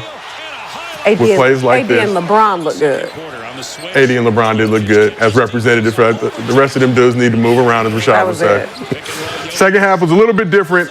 Nuggets went on a 13-0 run in the third quarter to take a 15-point lead in the fourth quarter. Jokic, unstoppable, finished with 32 points. Come here. 12 rebounds, 7 assists, 2 steals. Jamal Murray added 22 points, 10 dimes, 6 rebounds. MPJ had 19, and KCP scored all 12 of his points. Ooh, nice. In the second hey, half. man, Yeah, that was a nice ass play. I saw that. Rewind Yeah, I that, saw man. that. I'm sorry. I saw that. Yeah, I saw That's that. fucking brilliant. That's IQ. We just take our word for it, Gil. No. Right here. Look. He got LeBron, right? Yep. He He goes. used his arm to hold LeBron off so he can push off. Watch. He's he still. stops LeBron, seals him right there. Oh, boom. Pushes Yeah. him back. Yeah. Just Yes. to get that watch. Man, that's IQ. Yeah. And rewind it. Some would call it a foul, but understandable. Look at your man who ain't in the play. Who? 80? Yeah, man. I don't see Davis there. Yeah. Where he at? Well, he back there. Oh, yeah. Pink shoes. Fucking playoffs, dog. Yeah, it's playoffs. Yeah, you're right. You're supposed to sprint down. Shit unacceptable, man. No doubt. Hey, Your first 2 stats, you're supposed to be running. Yeah. dog, game. I don't give a fuck. We down 9. Yeah, so man. Minute 15. ass down there, man. I don't ride, man. What is it? Play it one more time, please. You need to get his big ass down there, man. AD did do his thing, though. 32 Play points, well. 14 rebounds, 5 assists, 4 blocks in 45 minutes. But that's important. Right here, you got you. Yeah, we know what happened. Whatever happened on the offense end, you're supposed to make it up on the defense end. Yes. Right, get it back. He didn't even cross half court. Nah. Yo, but that play by Jokic, bro, that Jokic IQ plays is smart, crazy, man. bro. That IQ is. Like who's Like, thinking still- that? Like who Nope. as a big? Yo, I see Brian right here. I'm gonna That's just. how much Yeah. I mean. Look how Yeah. look Come how on, man. hard That's he's running, IQ, though. man. And he running. Yeah, look But that's how what I hard said. he running, He's though. running, and then he stops and realizes, oh shit, hold on, let me go ahead, back him up a little bit. Watch, he's running past him He sees him too. and says, all right, Yep. watch out. LeBron trying to LeBron tried to grab shit. his own. Yep. Some would say that's a foul, but It was a foul. no, I'm just kidding. It's playoff. You can't call that, though. You ain't calling that. That's That's because the refs ain't looking at that. Yeah, for sure. Not that's like you guys say, basketball IQ. It's the little subtle things that make the difference in games like that. Bron had 27 points, 19 in the first half. A little slower in the second half. 6 rebounds, 8 dimes, but 7 turnovers as well. So Nuggets got their 9th straight win over the Lakers, including 5 straight in the playoffs. What were your thoughts on the Lakers-Nuggets game 1? Can you we'll start with yourself? They just fed the baby and burped the baby again. Go ahead, let it go, let it out. My hands in my I'm gonna put my hands in my pocket when I talk about the Lakers. Hey, they just seems to be. Hey, they just all come here. All 17 of them champions burping y'all just one by one. This is just. I felt like they were playing with the Lakers' emotions. No, it was for whatever reason. I don't know what it is. Your man, they got their number. No, you know who you been on all season. No, go ahead. Just go ahead. You point at me. D-Lo, his guy. But I talk to D-Lo, his guy. Right? They got his number for whatever reason. I don't know what it is. Yeah, he can't. Yeah. Yeah, they got your man. Yeah, they got your man's number, man. Yeah, I mean, he started off as D-Lo. It looked like he became D'Angelo. Yeah, but I don't know. Yeah, no, they just when it come down to it. Anthony Davis does what he does. LeBron go do what they do. They still got the best player on the floor, man. And it's half-court basketball. They want it. They playing like it. Throw the ball to 15 when in doubt, man. And he gonna make the right play, and they gonna take the best shot each possession. So, Brandon, I see you have Nuggets in 5. Brandon, you have your hands in your pockets, which has become a recurring theme with the Lakers the past few years. I mean, it's supporting cast. I mean, Gil was saying earlier, you know, if D-Lo can, you know, average what he was averaging, 16, 17, the Lakers have a chance. But the supporting cast got to show up and help. I mean, it could be the altitude in Denver, I don't know. But, yeah, I mean, you know what AD and Bron going to do, but the supporting cast got to show up. You know, all them games ain't been in Denver, right? Yeah, I know, but, you know. I'm just saying. But you know how it is. They ain't played all 9. These last 9 ain't been in Denver. Yeah, but you know, that first one after the second half, you know. Some of them have. You can't have a 12-point lead. But then just what? I agree with you. LeBron and AD did what they're supposed to do. Yeah. Nobody else showed up. And that's what happened last year. So they're done. Yeah, so D'Angelo Russell finished with 13. Austin Reeves finished with 13 as well. They were combined 11 for 29 from the field. But it's game one, though. 3 for 15 from 3. It's game one. Everybody took care of. But the thing is about playoff basketball and winning basketball, right? Those guys gonna do what they do. Yep. We know this. Yeah. Yeah. Anthony Davis might come out and you know what he might do tonight, just from his track record. He had a great game 1. History has said he might not play as well in the next one. We saw that last postseason. Right? That's all I'm saying. But I'm not saying he's not, but this is what he has proven. We know LeBron go come out and have him 27, whatever he gonna do. The rest of you guys, we gonna shut your water off. We gonna make y'all do something that you're not comfortable doing that we didn't see y'all do for however many games you played in the regular season. And let's see how good you are at basketball now. Can you help us win? And that's what coaching is. Like, okay, he does this well, we're gonna take that away. He does this well, we're gonna take that away. LeBron gonna do this, AD gonna do that, but we're gonna not let these guys do what they do well, and that's gonna be the recipe for winning. It worked last year, as you call it, in the minimum amount of games that you can play. Thank you, Kanan, for playoff series. For being respectful. It worked, right? And is this Laker team a better team this year than they were last year? I don't think so. So I think this year's Denver team might be a little better. They're more experienced, they're more seasoned this year. And that recipe worked last year with, I don't know shit about basketball. It's just what I read in the book. Somebody told me on the way up here today. But hey. So we have a And they're the defending champs. So like they're gonna show up. They know everybody's coming for what they have, and the Lakers are just a bump in the road. Cheryl, as you mentioned, LeBron, AD both played very, very well. Not so much. Taurean Prince, the only player off the bench to score. It. See, that's the problem because there's no offense for everyone to get involved. I think, I don't know if Ham or the way the team is set up, but it's not set up for playoff winning, right? In playoff, we're going to cut certain things off, right? Shit, for regular season when they need them. True. Right, so But you what have. about on the defensive end? Like, I hear what you're saying offensively, but on the defensive end, you're trying to guard a team that understands in and out basketball. True. Right, so if you're 47 wins. if you're cutting out the perimeter, right, Jokic just goes down low, right? If you try to double, everyone knows how to cut. So you're saying, all right, Michael Porter Jr., we're gonna make you the #1 option. Denver's like, no, you're not. Bring it on down here. We're going to do the switch. We're going to play our game. Well, with the Lakers and a lot of teams, Lakers, if you cut off LeBron, no one else knows how to do anything else. Because there's no in-out game. So if AD was like Jokic, I'm going to play down low, right? And then I start eating here. Eventually like, oh, shit, no, we're going to double. Okay, now, here Rui, here Prince, y'all get open shots, now like, oh, we're gonna go back. Now you go here, now there's these different types of games they can play, and Jokic is showing you all of it in the same game. Right? Different quarters, he's doing something different. And that's the problem. All right, we're just gonna switch everything. All right. All right, AD, you guard him. Okay. LeBron's helping. Backdoor, lob. Run over there, LeBron. Pick and roll. Bron on me now, little baby. Right? He's manipulating every scheme that they have, and then on the offensive end, they're only going to do one thing: pick and roll. AD pop. All right, AD ISO. Don't have to worry about AD posting up. Right? You don't have to worry about doubling. So now all the guys that you need, I don't have to leave him. AD's gonna shoot a jumper. AD's gonna pop to the three. He ain't gonna put nobody in foul trouble in the post. And that's what ends up happening with the mismatch. Lake show. Oh, he is. It's the mismatch. I'm about to say you just can't guard him. Like if he was just one-dimensional, it'd be easier to guard. But he's not one-dimensional. Yeah.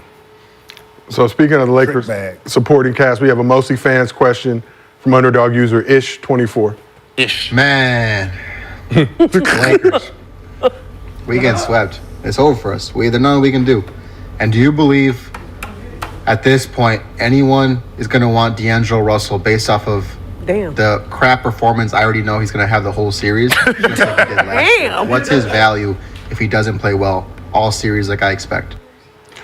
Oh. Ish, we're going to give you the Jonte Porter lifetime ban from Gil's Arena. We don't need that negativity. Be positive. All right? Be positive. Speak good thoughts. Don't put that in the universe. He said it's over. It's one game. There is one game. Oh, but what we say his value? Yeah, how is this series going to impact D'Lo's value? I believe he has a player option, ability to become a free agent this offseason. Shit, none. Play like shit, I opt in. Yeah. I play well, I opt out.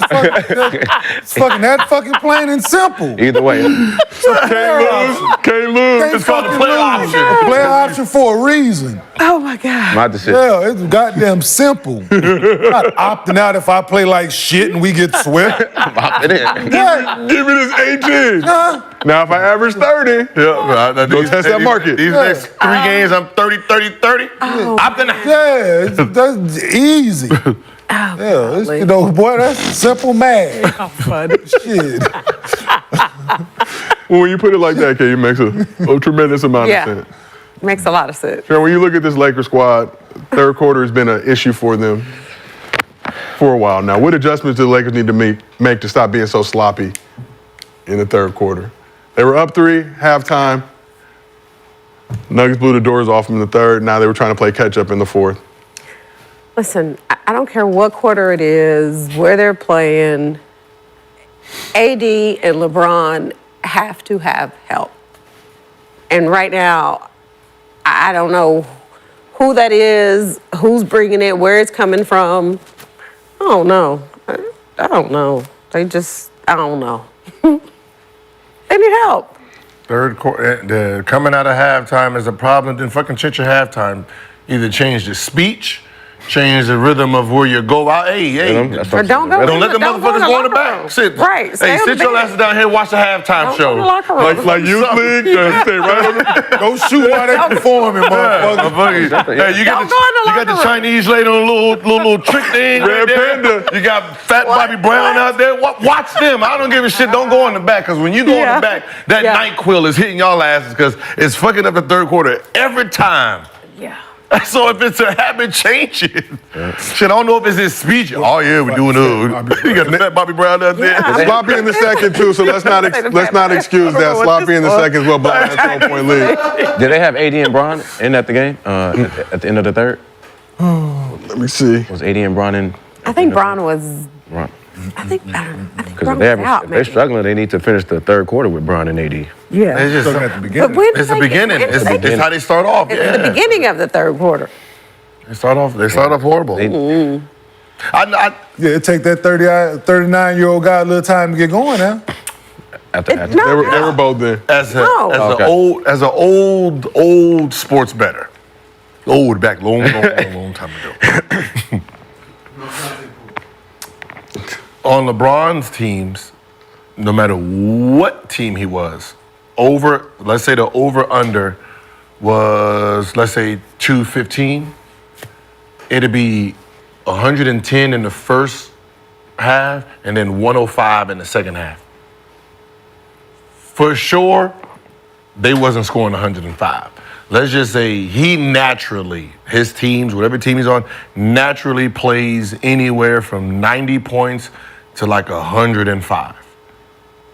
Slow as hell. That's second half. Okay. It's bad. Like he can need 93 points to hit the over and he'll go under. Just naturally. He plays at a slower tempo in the second half. So the game down. that's just a natural thing. Trying to control the game. Trying to control the game Trying too to much. Yeah. control each possession. It's all about winning. So for him, it's all about winning, and the one thing to do that, I dictate where the ball going. Yeah, first half, them motherfuckers go 120. Second half, 85. You like, God damn. So we talked about, Kane, as you put it, Jokic burping the Lakers. But now let's put our defensive cap on. You're an expert in the subject. What would be your game plan to slow Joker down, or is that even possible at this point? No, there is no such thing in this manner because he can go out and have 17 assists. So, it's not, there's no such thing in this manner. Only thing you can do is try to stay between him and the basket and make each possession tough. Try not to switch pick and rolls and put smalls on him. But this league is not made. You have bigs in the league, but it's not like it used to be. Like we got multiple bigs, so he gonna have his way.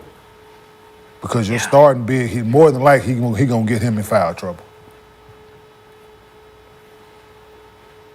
So do you try to make him a jump shooter? It's impossible because he's gonna put the ball on the floor and go get to his spot. Like if you're catching the poison, it's just, you gotta pick your poison with him, but just try to make each possession tough, man. Contest passes, not letting him get free looks in the passing lane, things like that. Contest all his jump shots, stay down on the pump fake.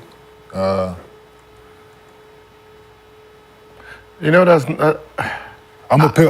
For one, I'm not letting him bring the ball up the floor if I'm the opposing coach. If he bring the ball up the floor, I'm gonna pressure him. Like if he's dribbling the ball up the floor, I'm gonna make him turn. I'm gonna make him. He gonna have to pass that bitch to get off of it. Yeah, but don't just let him walk it up. I'm not gonna let him bring the ball up. Yeah. The floor. Like he gonna have to exert some energy, bring the ball up the floor if I'm the opposing coach. So you just got to learn to play the game within the game with a great player like that. Taking certain things away from him, making him catch the ball where you want him to catch it at times, so you know what defense that you can play in these spots. That's things I used to do, like with Tim Duncan, right? Great. I'm gonna take something away. I'm not letting you shoot your bank shot. Like against me, you never shot it, cause I'm gonna crouch you, right? That's my thing. I'm gonna crouch you. I'm gonna make you go to your run in the middle. If you're making that and you own, cool. Yeah. I'm gonna stunt you sometime on the pick and roll on the free throw line. I'm gonna bait you in the shoot. Like, it's just certain things I'm gonna do to make you think about it, right? So I don't see enough people playing the game within the game with Nikola. It's just he catches the ball where he wants to catch it all the time, makes the move that he wants to make. He dictates everything for the offense, and not too many times that the defense is dictating things with him. You got to try to implement that as much as you can, but you got great shooters around him. I get that, but it's doing your work early and watching film and really studying his tendencies and things like that. And they're not doing that because he's doing the same thing each and every time when he plays the same guys. So. But that's what it's like he's studying day defense, like knowing that you can't do this because, like, I'm surprised that they don't push him. Like if I'm playing defense, if I'm scouting him, when he's on the right block, I'm a push him back baseline, right? Push him back baseline and double from the baseline side, which means he has to, because he's not going to be able to pass that way.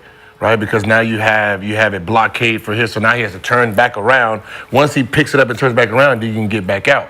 Well, but they let him go middle every time. But if you double, like then, if Aaron Gordon on the floor, he's just gonna cut and it's gonna be a dunk because he's gonna go to shoot and motherfucker, he gonna cut, he just gonna pass. But what I'm saying is Aaron Gordon is always on the baseline.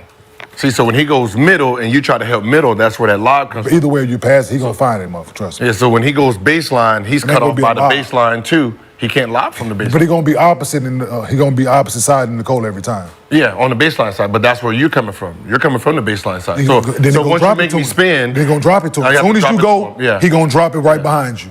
Yeah, listen, listen, that's what I would. But that's the pass he's gonna have to do versus him going middle, sitting here, messing with the fat body. So when I think about hooks, it, right? Lobs. So with me, if I'm playing it, I'm gonna tell you don't double. Right? We're gonna stay home.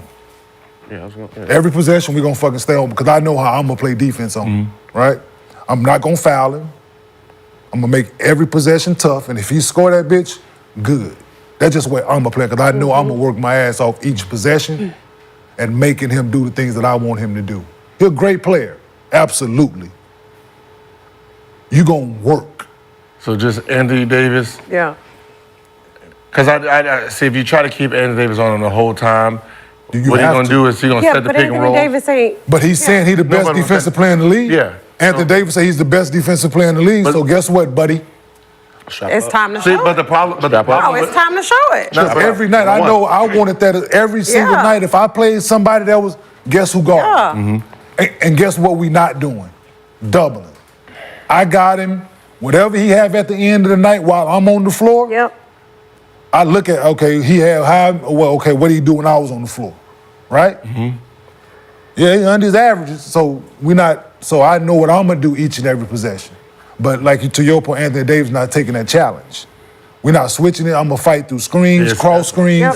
I wasn't doing it. So I want my best. Anthony Davis not doing. If you're trying to keep Anthony Davis on the whole time, he would actually fuck the whole defensive playing up because Jokic is smart enough to say, all right, I'm gonna just do pick and roll, and then we're gonna see how you play me. And then now if you trying to stay attached to me, right now the guard is on his own because he ain't gonna help. He ain't gonna try to switch out. Now I gotta go fight over, fight under. Now Murray's sitting there eating you alive. So we gotta give up something. Yeah. Side pick and roll. See, I think certain things, right? If he's in a side pick and roll, he's either gonna do. So this is the way I'm gonna play it in side pick and roll. If Nicola's in this, even I'm gonna make him either pop or catch it in every time. Let me get back to him. Y'all stay home, man. Yeah. Stun him back. Show and get back. Stun him back. Let the big get back to him, because he gonna pop the 3, or he gonna pop in the 17. Stun him. Let me get back to him. We're not rotating to him. Let me get back to him. And, that's just. I'm down in the side pick and rolls with Jamal Murray if I'm opposing to you. Down in it. I'm down it every time with him. Right? I'm gonna make him pass it. Or Jamal Murray gonna try to attack the big. Right? Cool. Let's do that. Let's get back. Let's trap him. Make him throw it back to Nicole or whoever, DeAndre Jordan. I'm down in all sides. I'm forcing him a certain way up top. If he's in the mid pick and roll, I'm forcing him a certain way. They changing the angle, a certain flipping and all that. And we'll deal with that when they do it. But we're gonna stun. I'm gonna get back to Nicole and we're gonna play it that way. I'm not gonna give him. He's not gonna have. all these options. Every I would time. cut off his assists. Like, I mean, you're not going to cut off his points. You're not going to cut off his rebounding. Yeah. I would cut off his assists. And that's how you do it. I just He only had 7 assists game 1 though, so I'm just, that's more than fucking 7 assists. Shit, bitch, I average 5. I'm just saying. Fucking even seven, trying to go that. It He averaged seems, 9, so he 2 off his fucking But average. even- average. Like, y'all act like held him below his average, Kenyon. We got to find the bright side in this situation. But that's man. just 2 missed shots. But what I'm saying is, You too happy on this side of the couch. that's 2 missed shots. facts. We gave you a standing ovation. We what gave you I'm an saying? ovation at the beginning of the show. But these little the pick and roll, he pops, he drives, you help, he throw a little lob. Like, think about them lobs he's throwing.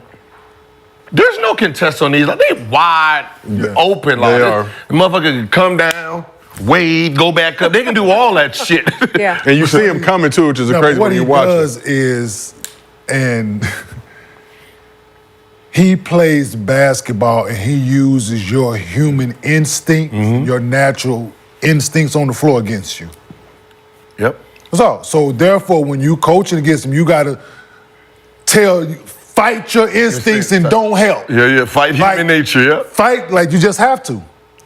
If you don't move, no, stunt. You have to. So Right? he's a very methodical player. And he doesn't get sped up. It doesn't matter what you're going to do, what defense you're throwing at him. Like, he continues to play at his pace. And with a player that's that good, because he is a good player, like, to your point, you got to make it as tough as you possibly can and try to make him a little uncomfortable in doing things that he doesn't want to do. But he when he has the ball in his hands, he just makes so many things happen for his team. He gonna have to prove to me that he can shoot jump shots over both shoulders. Right? All day. Yeah. Like he gonna have to. prove all that he can day. do it You see what Dwight Howard over said? both. You see what Dwight Howard said? What do I say? He said when he matched up with him, it wasn't about the game, it was about everything else. I studied his tendencies, I studied everything, and when I checked in, I went straight to him. Bumped him, this. Yeah. As soon as he's checking in, I'm looking at him. He said, I'm letting him Yeah. know this is more of a mental game, not a what's-the-name game. Yep. Right? So when he's coming down, I'm sitting there chucking him. He's going to start looking at the ref, right? And he said, that's the game I'm playing with him. Other than that, he's just going to bully you. Yep. And that's what he's doing. He said, you coming in the game. As soon as I come in the game, check in, I'm walking right to him, bump him, hit him, step on his shoe. Right? I got 2 stories that way. Step on the shoe. Yeah. Valanciunas, Yeah. he was with Toronto. He way bigger than me, right? He tell KJ every time he say, "Man, tell your pops I said what's up, man." Because when I was giving him hell, dog. Like, you way bigger than me. No, but listen, I'm Yeah. Eventually, yeah. Whiteside, when he first came, he hell of a rebounder, right? As soon as I walk on the floor, he walking for him, I just put my hand in his chest. He moving, I'm just walking with him, just touching. He ain't even worried about offensive rebound or not. He just, no, dude, I'm not finna let you just push my little ass up under him. You 7'2", no. Like, no, you got to play that game with him. And that's what you got to do. And Nikola, I see shit, I'm like that. When I'm watching him, right, he make a move in my head, that's a strip. Yeah. Oh, got him. Strip, because he bringing the ball, like, with me, you can't play with the ball with me. You know this shit. I'm up, down. You move, you got to move that bitch you playing with me. You turn to go in your shot, I'm stripping you down, and I'm contest you up here. Like, you didn't work. If that bitch going through that basket, You have to work for it. for it. earned it. Yeah. Because you didn't have to go in your bag Yeah. to get your shot off. Like, that's why I respect Kobe so much. Like, he like, no, you're not finna, no. Here, boom, boom. And Tim Duncan as well, because I never sped him up, right? But I asked him, like, each possession, man. That's But they don't the make it playoffs. Shit. So we asked the chat, do the Lakers have a chance in this series? Nearly 5,000 voters. 59% of them are haters. They said no. 41% said yes. But I thought you were Intelligent. merely hosts. Why are they haters? I know, right? Yeah, I bounce back From and the forth. host. Okay, I have multiple personalities. If you merely a host, why are they haters? I don't appreciate you holding me accountable. I'm just Let asking. me do me. Let me do me. That should not bother you. I'm just asking a question. I'm unbothered. People don't realize. Payday is 10 days away. People don't realize when you're talking about playoffs, like it is a mind. It's mind games in the series. Mental. Like I remember, I didn't want to guard, Yeah. like, because you know I don't really like playing defense like that, like right. I think. Right, so I wanted to go. I wanted to guard like Eric Snow, We need like that. Eric Snow. Yeah, another day with Eric Snow being unnecessarily slandered. Like with Derek, so like when they have like Damon Jones in them, I'll start talking trash to the coach. You put Damon Jones in, it's one full flat the whole time. Because I don't want to play against him in the fourth quarter. Because I want to just roam and have all my energy for offense. One full flat, soon as he get in, soon as you put him in, coach, one full flat. And then as soon as coach put him in, I would go 1-4 flat, just one time. And let coach think about what I just said and do it. And then now he don't want to play Damon Jones in the fourth quarter because he don't want Damon Jones to be 1-4 flat because they don't have a defense for it. Right. So that's my game plan to them and don't have to worry about Damon Jones in the fourth quarter. Now I can worry about Eric Snow, who's not really trying to, he gonna probe a little bit, but he's not gonna take those shots from the outside, which helped me defensively. Until Mo Williams came in there. But he did take the shot. Huh? He did take that the shot. yeah. But I wasn't guarding him because, yeah. Okay. I wasn't guarding him. I was in the zone. So let's. I was in a one-man zone. Let's bring it back to LA, Gil. I seen the cap, so let's talk about your favorite team. Clippers were still without Kawhi Leonard for game one of their opening round series against the Mavs. Claw missed his 9th straight game with knee inflammation, but James Harden added another game one masterpiece to his resume. The beard was balling, 28 points, including 20 in the first half and 8 dimes. Went 6 for 11 from 3. Let's watch some of this. Luka, you can have that one. Okay, the beard. Ooh, there you go. Bye-bye. Dante, That's a foul. Yeah. this one's for you. And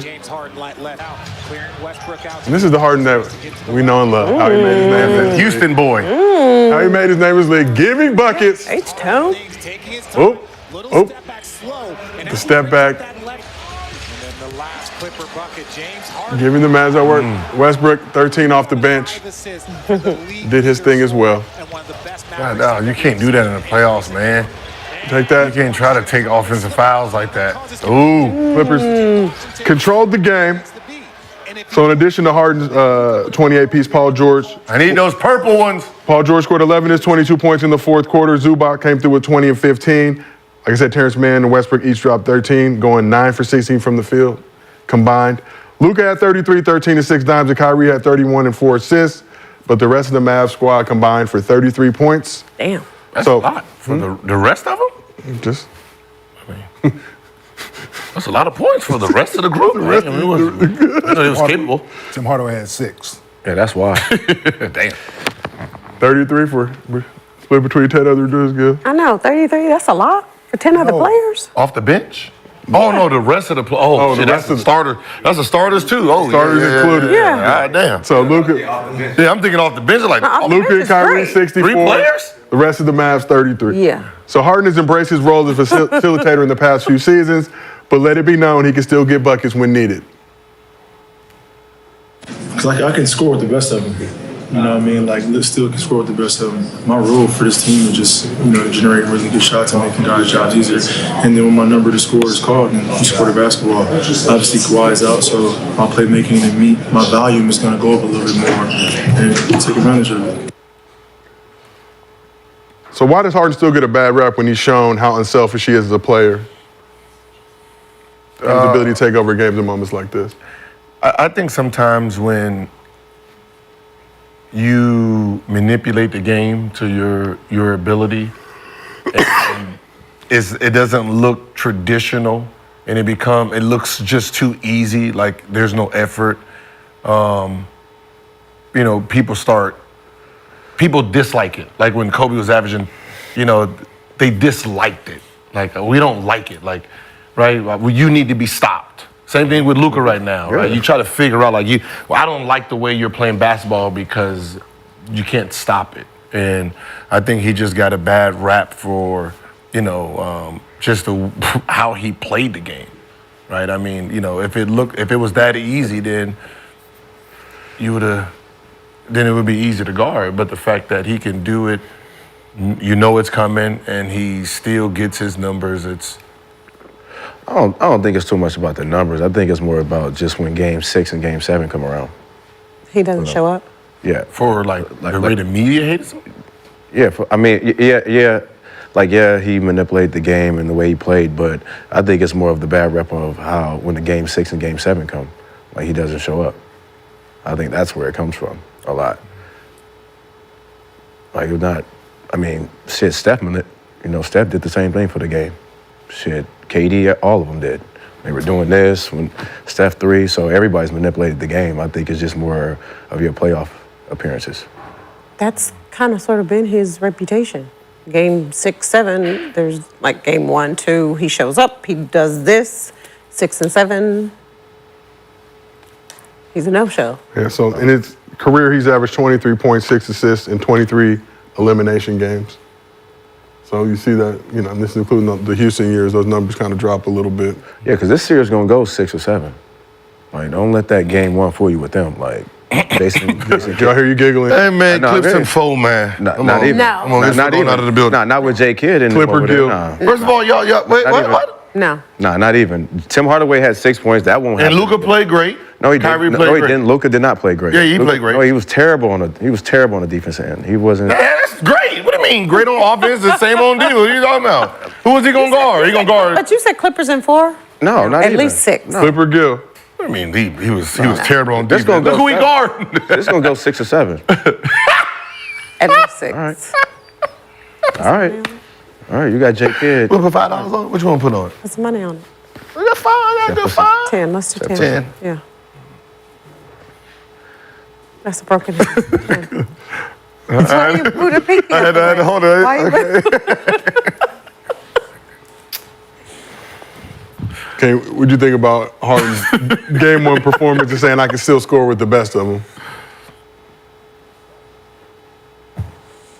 We seen it? Yeah, man. James Harden's been a hell of a talent in this league, man. Yeah. Knows how to score the basketball. It's nothing that scorers can score. In this day and age, it's the NBA. People say it's playoff basketball, but he's still better than these guys. So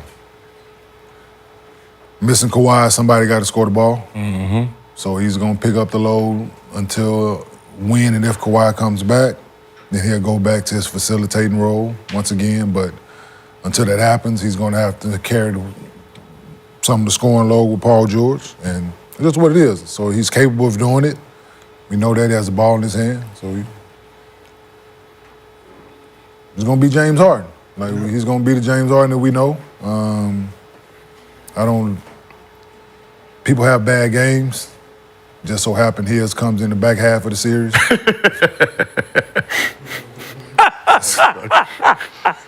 Unnecessary. It's true. But is this It's true. You didn't have to have that. I didn't deep in playoff runs, man. I had some shit games. So I know. So, but it's. So is this the Harden the Clippers need to make a playoff run, even if Kawhi does return? Or does he not He has need to to be take aggressive, but still, he has better players around him than he's had collectively. So he still got to be the facilitator because he has the ball in his hand most of the time. But no, still got to be aggressive, man. In the series, they need him to be him and exploit his matchups. Yep. Right? That's what it's about in playoff basketball. Yep. If I'm better than your guy who guard me, then I need to show that. So most nights they're gonna have an advantage at the positions. So wherever the advantage is, if and when Kawhi comes back, then that's what it is. And then the thing is, when Kawhi come back, we'll see how they start playing then. I mean, I still think he should be aggressive. Though. That's why it's just like you playing this way, and then when Kawhi come back, then you're gonna play it. It's like, fuck that. Because they like, gotta. So, but what we were saying earlier, they gotta play faster though. You know what I'm saying? Right. There gotta be more possessions in the game. Right. In order for all of them to be who they are, they gotta speed the game up. Right. Right. Mm-hmm. Can't keep walking the ball up. Then it's forced for him to be a facilitator.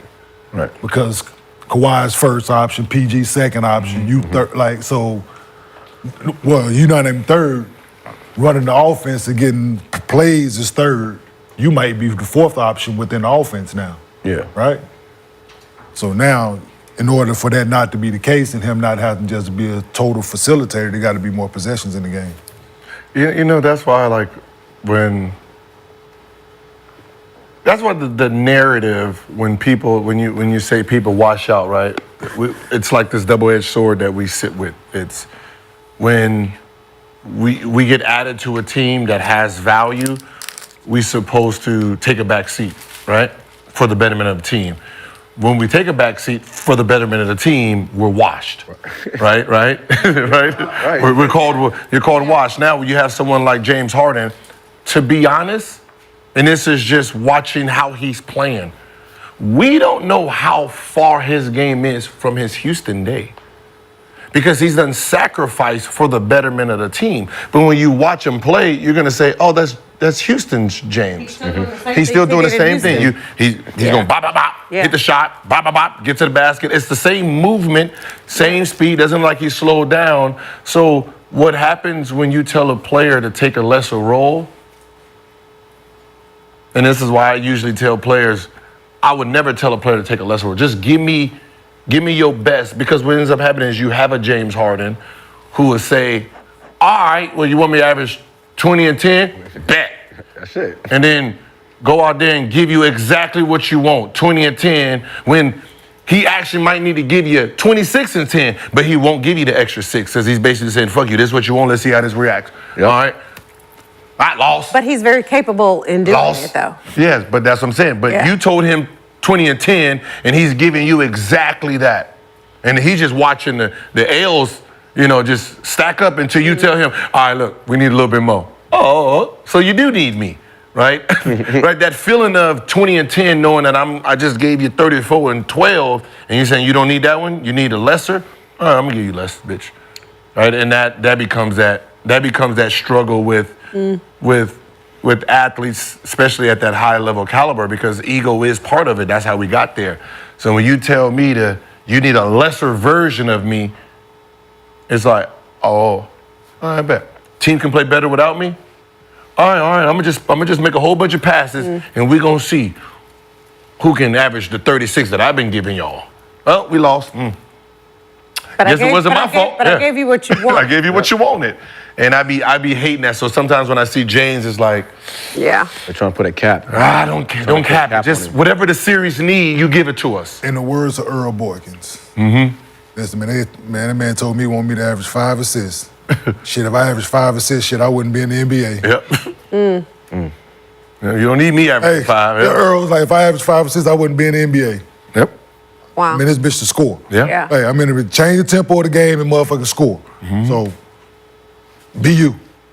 What Gil is saying. Yeah, but how hard is that as a player when a coach tells you to play like that, to still say, nah, I'm doing what I need to do? No, you say nah, sit or down. you say yes, but it's like you're trying to say yes because it's still about team. Yeah, coach, I got you. Yeah, people think like we selfish, right? Go right in the locker room and tell whoever's your locker, hey man, guess this mother just told me. Want me to take less shots. hey, you told him yes or no? Of course, coach, right? But go out there and but because we are a team, so we all know what we're capable of doing, right? We done earned our shots. That's what coaches don't understand. In practice, in fucking drills, shoot around, we earned, like motherfucker taking 30 shots, he earned that. If his team, what Melo was doing, earned it, right? So when a coach comes in there and undermines the work ethic, that becomes a problem. Nigga, you ain't even been in our practice and you telling me what I'm gonna average?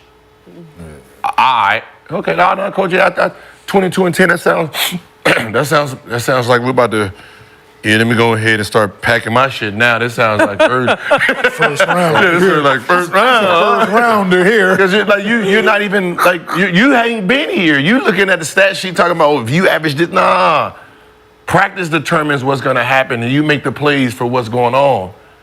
And that'd be the problem with coaching staff and then the players is the coaches. But they're also your teammates though that can see that. Mm-hmm. And they're like, dude, I don't really care what he told you. This is what we need from you. Yeah. that happens also, at least like on the women's side, where a coach is like, listen, this is what I need you to do. And as a teammate that sees the work you put in, that's playing with you, we get in a game and I see what you're doing. And especially if you have somebody guarding you that can't guard you, right? I'm like, listen, I don't care that coach told you don't shoot. Or I don't care that coach told you he needs you to only take 10 shots. We need you to go score the basketball because she can't guard you. So that's a whole, to your point, when you're like, all right, coach, I hear you, right? And then you go back out on the floor, it's a completely different conversation. But no doubt about it, James Harden can still score the basketball. Yeah, it's just like what us with Denver, man. Like, not one of us cared that Melo took the most shot. Like, putting the work in. Like, we see it every day. In practice, he buzzing whoever ass you put in front of him. Every single day. When the day off in that bitch. So when you get in the game, guess what? Well, I expect him to, whoever they put in front of him, I expect him to put him on the grill. That's just what it is. So, and that's, okay, Melo ain't playing. Okay, I got to score 25 tonight. All right, cool. Right? As I said, it's a pecking order. People don't understand. Yeah, it's a pecking order. Like, I could have every night, but it just wasn't. So we need a bucket. Hey, man, throw the ball here. We finna drop Melo, man. We ain't doing nothing else. He called something, man, drop Melo. We not, no, we need a bucket. We throw the ball to 15, man. So let's talk a little bit about Kyrie, and we're going to keep it moving. Kenny, since we got you on this couch. Before the Clippers Mavs series started, Kyrie was asked about not making the final 12-man Team USA roster for the Olympics and had this to say. I just didn't fit into this team, and I think the deliberation process was a tough one. But again, I have nothing but respect for those guys over at USAB. At this point in my career, I think my focus should be on winning a championship and, in the summertime, just going to support those guys when I get a chance. I grew up in a time, too, I wanted to say this, I grew up in a time, too, where we actually had to try out for USAB, and we did meet up as a group and as peers, and there was a mutual respect that we earned from one another and trying out and then seeing what five meshed well. So I think obviously the timing's a little bit different. I kind of miss those days of just being able to get everybody together, break bread, and then compete against one another. And then the deliberation process happens at the end of like the 4 days or 5 day process, even though people know who's going to be on the team. You know what I'm saying? So I miss that fun part of it, of just getting together. But I wish my brothers well. Thank you for clearing that up. I'm going to address that part of it first. He cleared that up. I'm glad he did.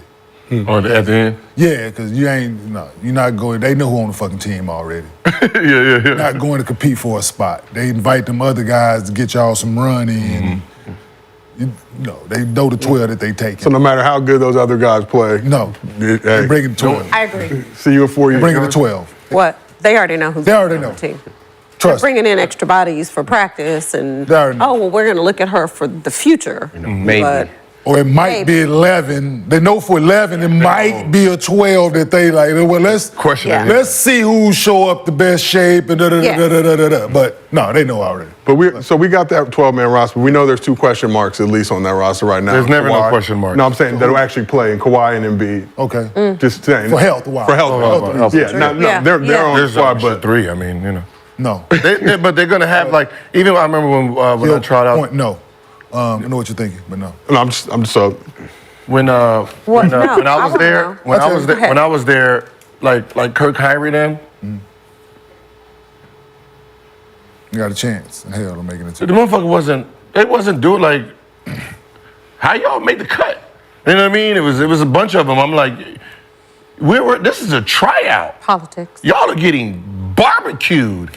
But they walking around like they already made the team, and sure enough, they were already on the team. Wow. So like what they're doing here, that saves all the fucking headache from everybody else who actually think it's fair. Yeah. And we're going out there busting people's ass, and y'all thinking already that you actually have a shot at making this. Yeah. We thinking we got a shot like, all right, you know. Yeah. And you sitting there getting cooked, like, get the fuck on out of here. And then when them cuts and the fuck you in there? Yeah. How's he? I just gave this motherfucker 39. Right? 3 games straight. Y'all saw what I was doing in the scrimmages? Yeah. No. Wasn't that I the wanna same know thing your with question. His point was, with Kawhi not being a question mark and Joel, would they put Kyrie? It was just I'm just too open roster. But Kenyon, a few months ago when the initial pool of players was announced, you said Kyrie wouldn't be on the team because of potential backlash. I didn't say he wouldn't be on the team. I said there would be a conversation that would be had. Yeah, it's a conversation about on making that decision whether he would or would not. Grant Hill and them, I'm pretty sure, had the conversation. Yeah. And to Kyrie's point, he didn't fit in on this team because of certain things, right? Kyrie's I said not it had on the nothing to team do- because of his yeah, talent. I said it had nothing to do with basketball. Yeah, no, I've said yeah, exactly. on this very couch where I get ridiculed all the time that Kyrie is a better basketball player than Luka, and that's my personal fucking opinion, which I'm entitled to. But it has nothing to do with his skill set and what he None at can all. do in between that 94-50. Has nothing to do with it. He's They had a outspoken. conversation within the USAB committee. A conversation was had. Is Kyrie one of the best 12 basketball players in the? Yeah. Without question.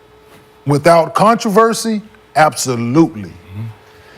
Whenever that controversy was and what it entailed with it, it's bigger than we probably could think of. That's what I was saying at the time, exactly. right? And for him to come out and say what I didn't fit into, I don't fit with this I don't team. fit with this team. That's all I was saying. Yeah. Right? But do you think he truly believes that, or is he just trying to say the right thing? No, he thinks that, and this was the conversation that was had. I think he believes How that. much attention is Kyrie Irving going to draw from USA basketball during the Olympics? It's a conversation. Yeah. For sure. Because he is himself. He Yeah. is Kyrie Irving. Yes. Right? And we know this. Yes. Right? Him walking around USA Village burning sage, people gonna be like, what the fuck is he doing? Right? I'm just saying that. Getting rid of the evil spirit. Right? This is a Those thing, are the right? reasons why he's not on the team. So and that was the point I was making, right? Damn what shoe he wearing, damn it don't matter when it comes down to this. Yep. It's not about the team he played for, it ain't about the NBA, it ain't about, it's about the brand of the Olympic USA. It's all this is about. And they don't want to do anything to tarnish that. And that's any other country. If anybody has had any controversy with steroids, domestic, anything about whatever controversy it is, they're from whatever country they're from, they will not be representing their country in the Olympics because that country don't want any negative publicity. This is supposed to be a happy time about sport and us celebrating our country. We don't want nothing negative behind it. That's just what it is. Like, and somebody brought up, we were listening, what, the Kobe thing. It had nothing to do, Kobe played, okay, cool, it had nothing to do with political nothing about people's race, religion, like none of that. It didn't. Much as people wanted to hate him not to be on the Olympics, it had nothing to do with those things. And this day and age, and as sensitive as people are, and touchy at every subject. I don't have a mic. You dropped it. I did. Because he just, yeah. So you agree, Cheryl? 100%. Yes, I do. Yeah. And that's all I'm going to say. Yeah, no, it's just, and my counterpart over here had a disagreement with me about it. We got into. As to why he's not on the team? Yeah, he said he would be because it had nothing to do with. You said he would be on the team? Gil argued me up and down this bit. I think he 100% should be. Yeah, and what he should be or not, that's two totally separate conversations. So he's not on the team because of a tweet? No, we don't know. That's controversy behind it. I mean, I don't even think it's just a tweet. It's the I think controversy that came it's Kyrie being Kyrie, right? Like he's going to be who he is. People want to ignore the fact that he missed games because of this shit. Like, this is the thing. It was a thing. Yeah. It ain't like it was swept up under the rug overnight. Yeah. Right? This was a real live situation where this man missed games because of it. And it wasn't his words. Right? So it was this real thing. The shit had legs. Mm-hmm. And all I'm saying, it was a conversation that was had. Look. And the he's- conversation was... and he stood behind, like, what he believed. Like, she played in the Olympics, I didn't. Yeah, Right? like, it... So she know the things that's going on, right? She 100% agree with right-hand knowledge of everything that's going on within that Olympic Yeah. shit. So it's just, that's what it is. I think it's unfortunate. Yeah, but it is. Definitely Because unfortunate. if you're talking about taking the 12 best that we have to take and send to the Olympics, you can't say Kyrie should not be on that team. So there's clearly another reason. Yeah, I think he was looking forward to the tryouts, from what he was saying. I think he wanted to bust somebody's ass. Yeah, but like you guys Like, and like just I know he wasn't gonna make it, but go there, Oh, yeah, bust for it, sure. and then hold that for next year. I think And that's what say, he was. I think that's what I he just was. did this, and you mean to tell me I'm not on the team? I think he wanted to. But like you guys said, those trials are fugazi It anyway. is. There's Just they know who they taking, man. They showing up to get like just for the runs because to get you playing against other high level talent. So if Kawhi and Joel are not healthy and don't play, who are the replacements? That's a great question. Jimmy Butler, Jason. Well, isn't Jimmy Jaylen hurt Brown? Jaylen Brown. Jaylen Brown is on. Isn't Jimmy hurt right now too? Yeah, he's MC100, but I think he was. Okay. Jaylen Brown, Paul George. Oh, for big man, then it'd be what, Paolo Banchero, Probably. Paolo Banchero. Jaren Jackson. Jaren Jackson. So One of them he's not even anywhere on that list. You would say. No. because it's guard. Yeah, but I'm saying there's no It's a guard. If it was there's no line of succession not right now, I don't, that gets the Kyrie playing. And I don't think so. I does that personally don't think it's had nothing to do with basketball. does that stigma last forever? You feel like, or It's the last season that he'll be available to play. yeah? So I think. so it's fair to say that. I don't think he'll be available to play in 4 years in the Olympics. Or he'll be on the tail end of it. I don't think it'll be even a conversation in 4 years for Kyrie to be on the Olympics. Well, how old is Kyrie? Yeah, you got all the new guards. You got, that's to 32 years old. Mellow Ball, Yeah, you got Yeah, so you I'm got all the saying new in guards. crop of- 4 years, this new crop of he'll guard. be 36. He won't be on the team in 4 years. This Yeah, new so crop no, of this is guard. like, if he's not on this team, Yeah, this new It's crop of point probably guard. done. Yeah. like his, Shit, this the last of a lot of them players we finna see. should be. Well, what's the, It should be. Then I if you mean, wanna- it should be. then if but- you want to add a veteran, But why are they pointing him out like he was top running for that last spot? no, it's just making it period though. It wasn't even about the last spot. I don't think it's just about making the team period. But there's at least what 4 guys that can be complaining that they didn't even get a chance. True. So that's what I'm saying. Why is the focus on him? Just ask the question. I think you just asked about it. Just ask the Halliburton, question. like I mean, people are sitting there looking at like, why is he on the team? Yeah, they asked the question though. that's all. I think the That's question because was just- they Like he somebody should be on there. like Paul George. Of course. You know what I mean? Like there's a bunch of people that's They sitting. probably asked him the question as well, but they didn't say anything controversial. So But why we keep using that as the narrative when we don't know that? Because you know he's the same religion. So I don't. Who, same religion as who? Who? You lost me with that. The people we're using as the excuse why he's not on the team. but I mean, that's what we're using that as the excuse. We don't know until No, we don't know. until they say that is the They're reason. never going to say that. I know. So it's right now. It's just our opinion. So But can we find out why? yeah, Like why we cannot find out why? you can't because it's just a ask. conversation between multiple people that was had. You can ask. They're They gonna It's say gonna be exactly the what basketball stuff. Grant Hill released that statement exactly what it. Look up the Grant Hill. I'm pretty sure there's somebody asked about Grant Hill's I asked. statement. He ain't hit me back yet. who you ask. He said, "All right." Yeah, he's I'm back. saying. What's the real reason? it's- I mean, what is the reason? Like, was Yeah. he not even considered? Did you have better guards? Like, what's the reason? They have a reason. Instead of just guessing. I don't. Grant think- Hill said. Yeah, I think we need to know every reason. But that's not- even if we ask the reason, why is these 2 people on it and not these other people? Like, well, they fit better with us. We think And we that's don't know. That's politically correct answer is the fit, right? Well, these two are on the team because they're the right fit for what we need, what we're looking for. But then when you ask the question about, well, why isn't this player on it? Go get him on the balcony with a cigar He wasn't on the- and he on wasn't the glass right fit. wine number 4.5, and I guarantee you get a different answer. Like even with like the 2004 with Go get him Give on him, the what'd you say, give him a little truth on a note? balcony on a glass. Get him where they got a cigar. We sitting on the balcony. We sitting with the fireplace lit in Phoenix, and we done had 2 bottles of red. Get the right answer, I guarantee you. That came. I'm talking about special selection. For sure. So we asked the chat, should Kyrie have made Team USA? Nearly 3,000 voters, 88% said yes, 12% said no. But let's get back in the playoff action. Got to talk about your other favorite team, Gil. I remember when we made it, like when I was like, what was his name? The big dude from Chicago. Tyson Chandler. Howard Ford. No. Oh. No. 2006, right? Brad Miller. Brad. Oh, forgot about him.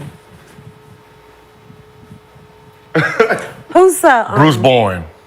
Oh wow, who's the coach? Oh wow. Who's the coach? It was Mike Shamshevsky. So Steve It was Kerr. Mike. Steve Kerr's the coach. Yeah, Team USA coach. And so, you know, you're sitting there and just, like, Bruce Bowen's gonna make, he's gonna make this team? Shane Betty? Okay. So let's get back to the playoffs. Gil will talk about your favorite team, Milwaukee Bucks, and we appreciate you for taping out the logo that was on the jersey due to your I'm happy to see a Milwaukee Bucks. endorsement obligations. Bucks and 6. I can't. I know. Bucks and 6, Gil. So, with Giannis sidelined with the calf injury for the near future and the Bucks struggles in the Doc Rivers era, things were looking shaky heading to the postseason. Pacers were 4-1 against the Bucks this season, but this is the playoffs, and it was Dame time. So Dame on fire in the first half, 35 points in the first 2 quarters, 6 for 10 from 3, doing his thing. For all the talk and speculation during the season, the highs and lows. And we talked about this on the couch. Dame will be ready in playoff mode come playoff time. Made a mockery of the Pacers defense. Been aggressive, inefficient. Career high for a half for Damian Lillard. With plays like that, helped the Bucks jump out to a 27-point lead at the break. So Pacers only have 42 points. Pacers only have 42 points in the first half, which is their lowest total of the season. Dame didn't score in the second half, but it didn't matter as the Bucks withstood a Pacers comeback attempt to get the win. Tyrese Halliburton struggled in his first playoff game, finished with 9 points, 8 dimes, 7 rebounds. Siakam carried the Pacers 36-13. Bucks improved to 30-7 this season when Dame scores 25-plus points. So after the game, Dame talked about how good it felt to be back in the playoffs. The last 2 years not being in the playoffs, it was, it sucked. I was early vacations. Last year, I went to Coachella. Like, I ain't never been able to go to Coachella. Like, it's just playing in the playoffs every year. So just having that long summer, it was like, man, I was over that. But being able to be in a playoff series on a championship team and a championship organization, knowing that we got an opportunity for it, I think that was the thing that I was looking forward to most. So I've never been to the playoffs, but I have been to Coachella 13 times. I would say it's close. You've been with the right 13 times? With the, I was happy before it got commercialized. Did you go this year? No, I did not. Oh. I'm washed. I watched watched on YouTube like everybody else who was broke. 13 times. They have it on YouTube? It's live on YouTube? They showed the performance. Yeah, now, yeah. Oh, wow. Yeah. Didn't Dave say, this is why y'all brought me here? He let it be known this is why y'all brought me. So Yeah. Gil, how excited were you to see your favorite team and your favorite head coach win game 1? That's Coach Ever, baby. Hey, but it's playoff doc is here. I had my Dames on. I was watching the game with my Dames on. Yeah, these are collab.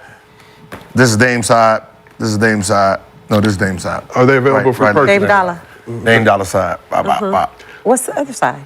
This is So we did a collaboration together. Wait, is that Dame on the dollar bills? Yes. Okay. It's Dame Dollar. Okay, but can you get a face too if it's Dame one side Dame, one side Gil? That's what it is. Oh, one side Dame, one side Gil. Oh, is your face on that side? Yes. Okay.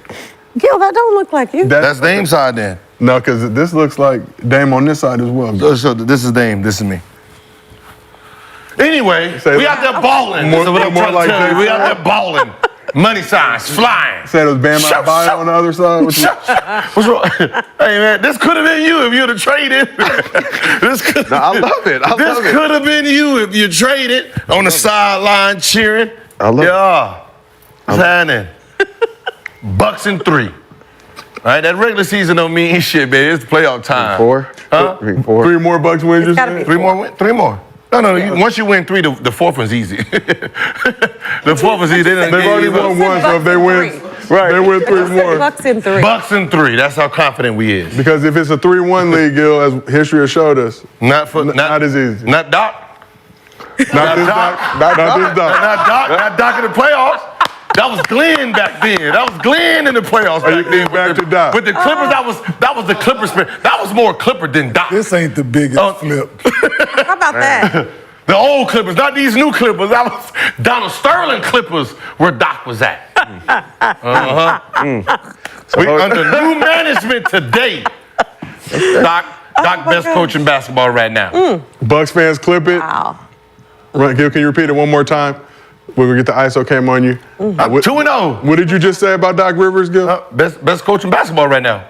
Glenn Doc Rivers. Hall of Fame first ballot. Say it in the camera. He said right now, too. Right now. Jeremy Come said on. right now. Say it in Come the on, camera. Doc, you know what we doing, baby. 2-0. 2-0, then we go down to Indy, smack them. Yes, as I suspected. Cup full of Hennessy. Cup full of Hennessy. As I suspected. Iced coffee, baby. No, but in all sincerity, go around the couch. Big question mark with Giannis not being available with the calf injury. Could potentially miss this entire series. So for the Dame to step up like this in a crucial moment against a squad that had their number all season. Yeah, Halliburton in the NCAA tournament hitting Dame with the Dame time. 35 piece. Again, didn't score in the second half, but 35 is 35. I mean, you definitely want to get the first win. Wait, why are we asking him? He's not the... We are going around the couch to get everybody's Bucks knowledge. no more, man. I shut the fuck up when it came to the Lakers. When you're talking about Lakers, I ain't say nothing. That's not my team no more. Yeah, you were teetering on the brink of getting caught up. You did a little bit. Go on. Go ahead, No. Brandon, as a current Laker fan, former Bucks player. You know, all that extra gear you got hanging around the house you can't use right now, go on bring that shit my way, man. I got Go on bring that shit my way. Google, man, because eBay, I had to buy some shit off eBay, man. I got you. Take a minute. I got you. I got Doc, we is the best coach. Tell McKinstry to make it for you. McKinstry make it. I know you got some Clipper shit you need to get rid of. Actually, I do. Go on, let me use that, baby. Hey, I mean, you look. know what? Now that you say, I got somewhere to bring it. Hey, look. My housekeepers keep hanging it up, and I'm like, I'm starting to get impatient. Shit, to get a little bumpy, shit, I started getting dizzy with the hat on. Like, man, this red and blue kind of hurt my eyes. Man. I'm used to yellow around here. They say he was dressed like Rashad, man. Oh, yeah, it's just like Rashad, baby. Got to mix it up a little bit. This is normal game day, and I just wear all suited. But because it was over the weekend and both teams played, I got to represent. Okay. I know, don't. But no, man, it's good to see the Bucks win. It's Clippers. First game without their best Lakers, player. I know. Yeah. Especially for Dame not being in the playoffs the last 2 seasons. Definitely good for his confidence and, moving forward. So I'm going to game 2. So we definitely got to get that one.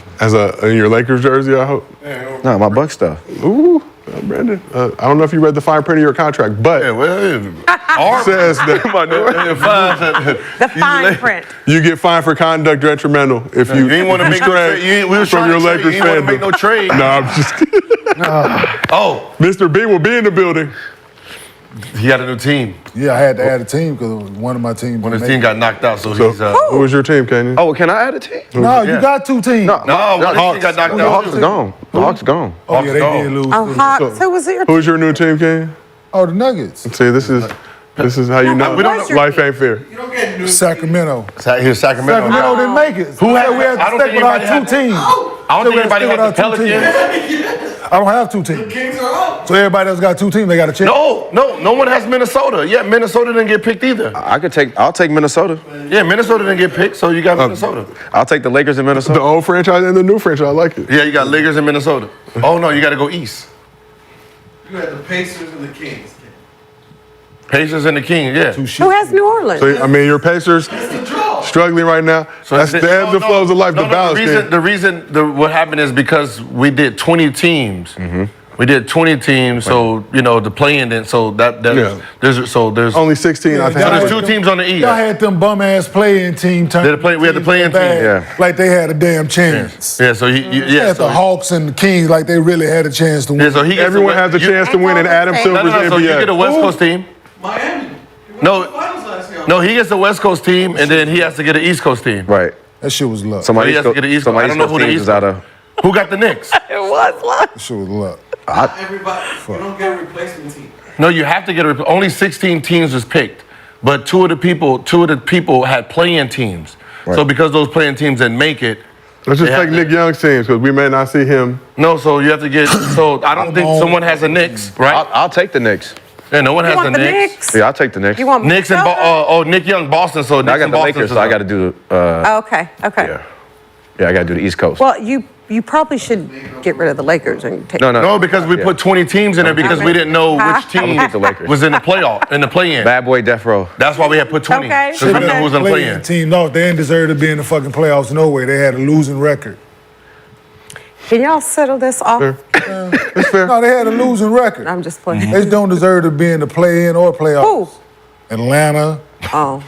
Motherfucker. Fine city. Who else? Chicago Fine had a city. losing record. They had a play-in. They shouldn't have been in that shit. Fine people in those cities. You lost. I ain't even worried about none of that. You ain't worried about You gotta be in that I ain't got to worry about none of that.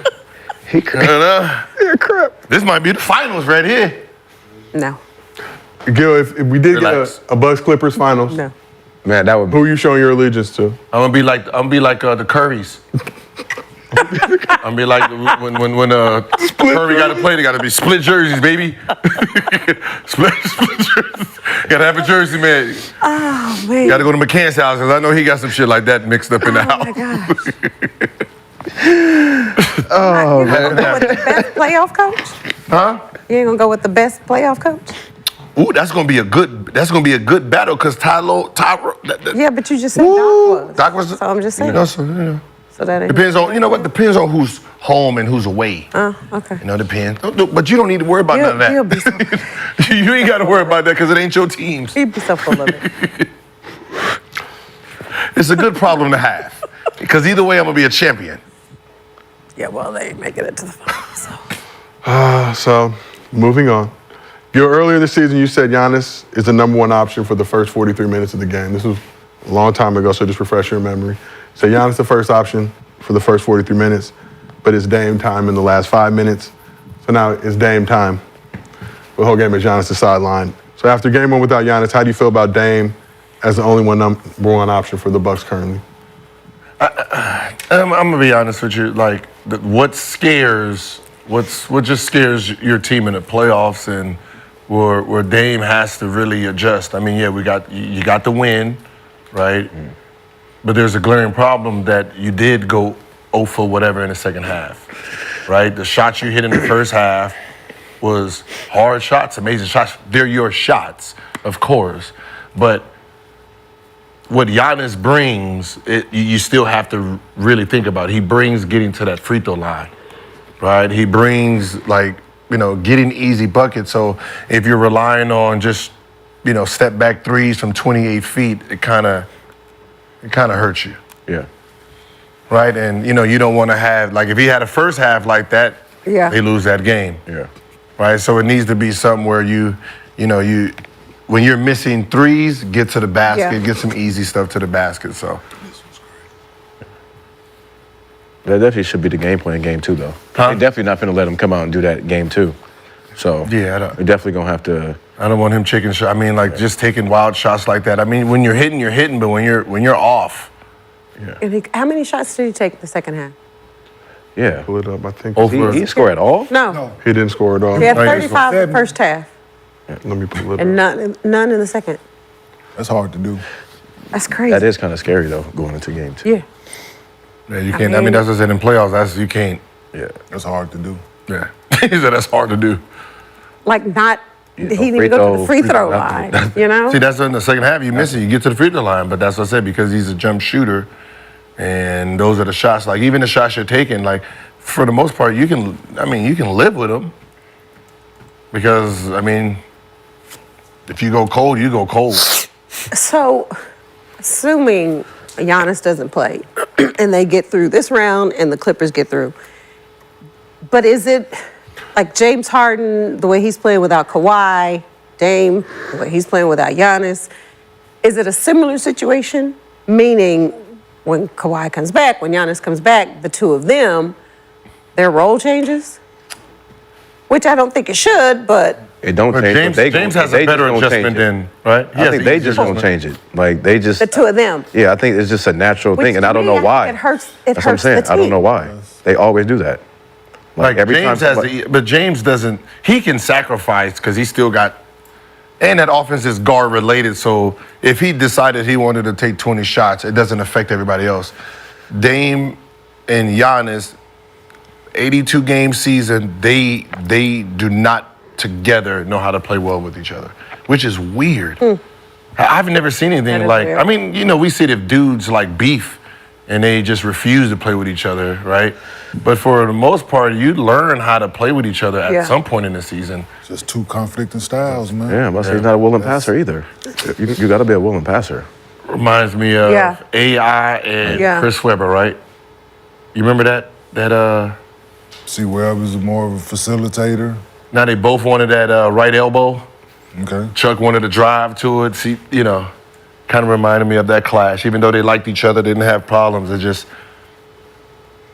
Yeah, it's just conflicting styles, man. Unless Giannis develop a post game.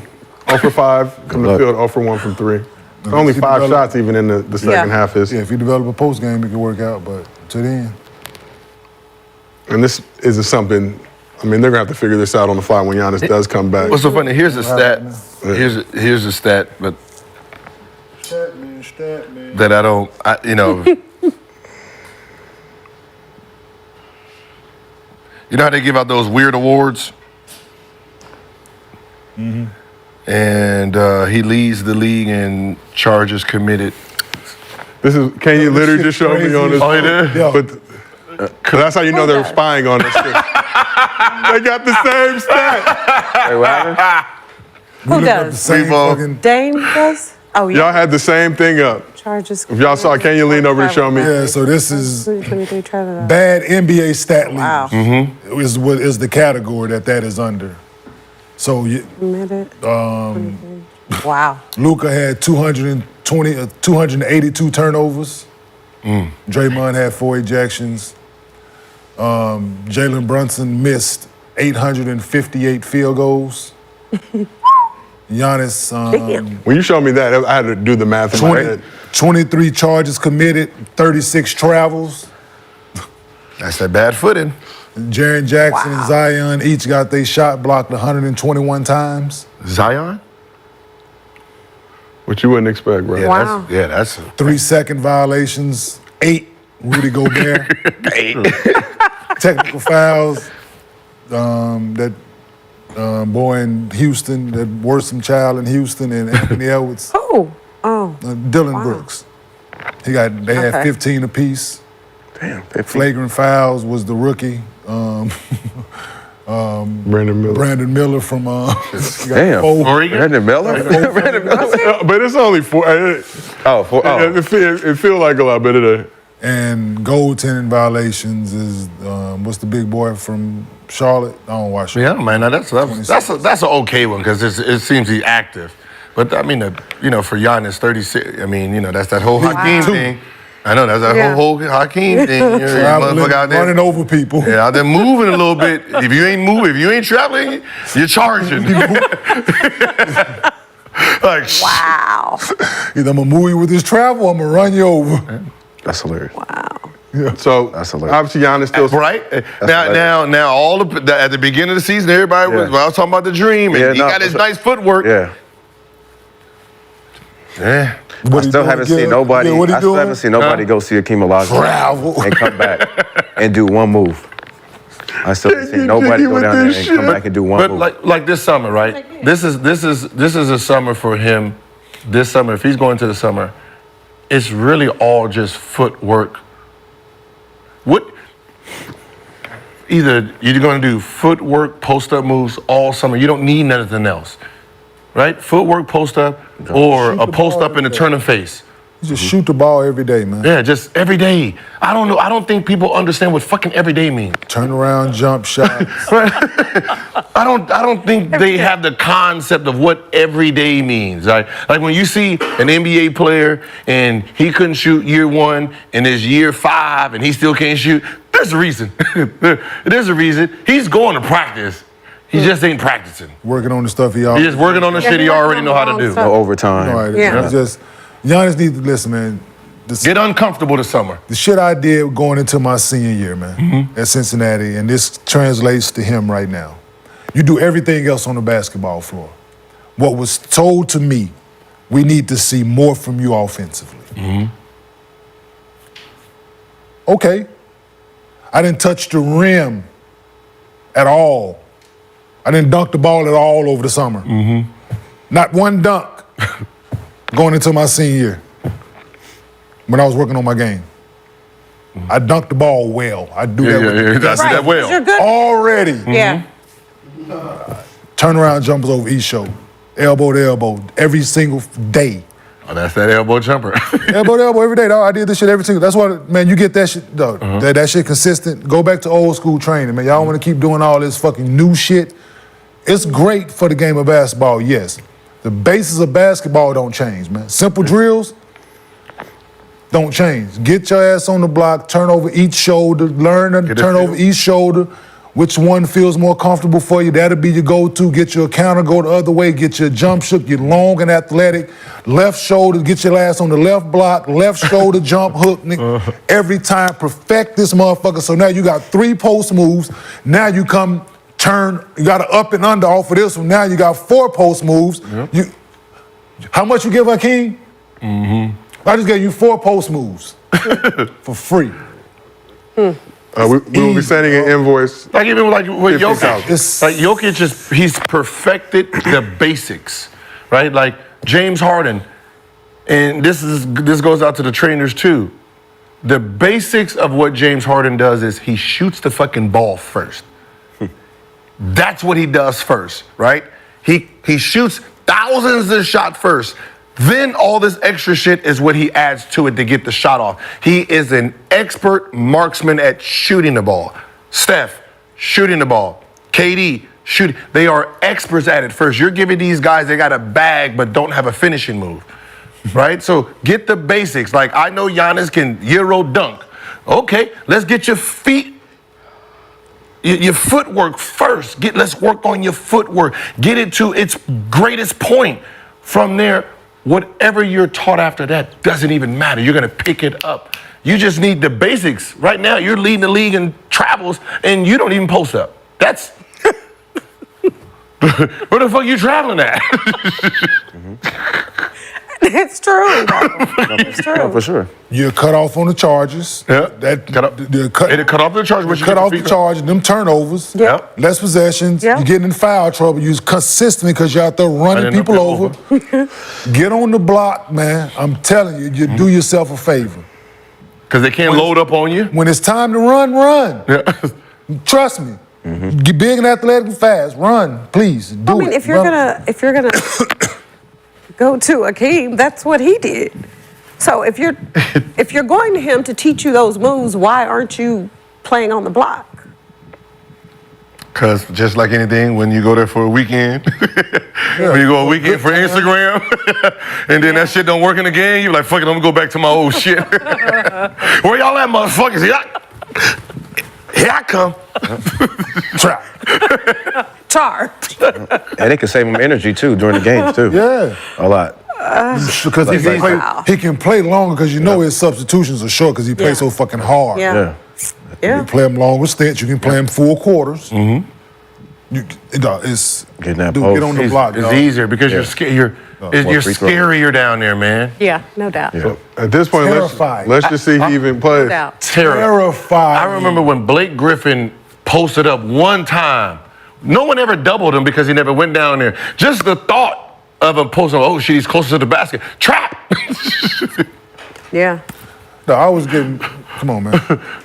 Giving people hell. 17 and in. Let's go. Yeah.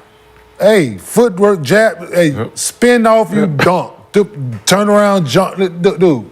When was the last time we seen a post spin dunk? That's what, dude. I just thought about like when you posting up and then they hide and you spit.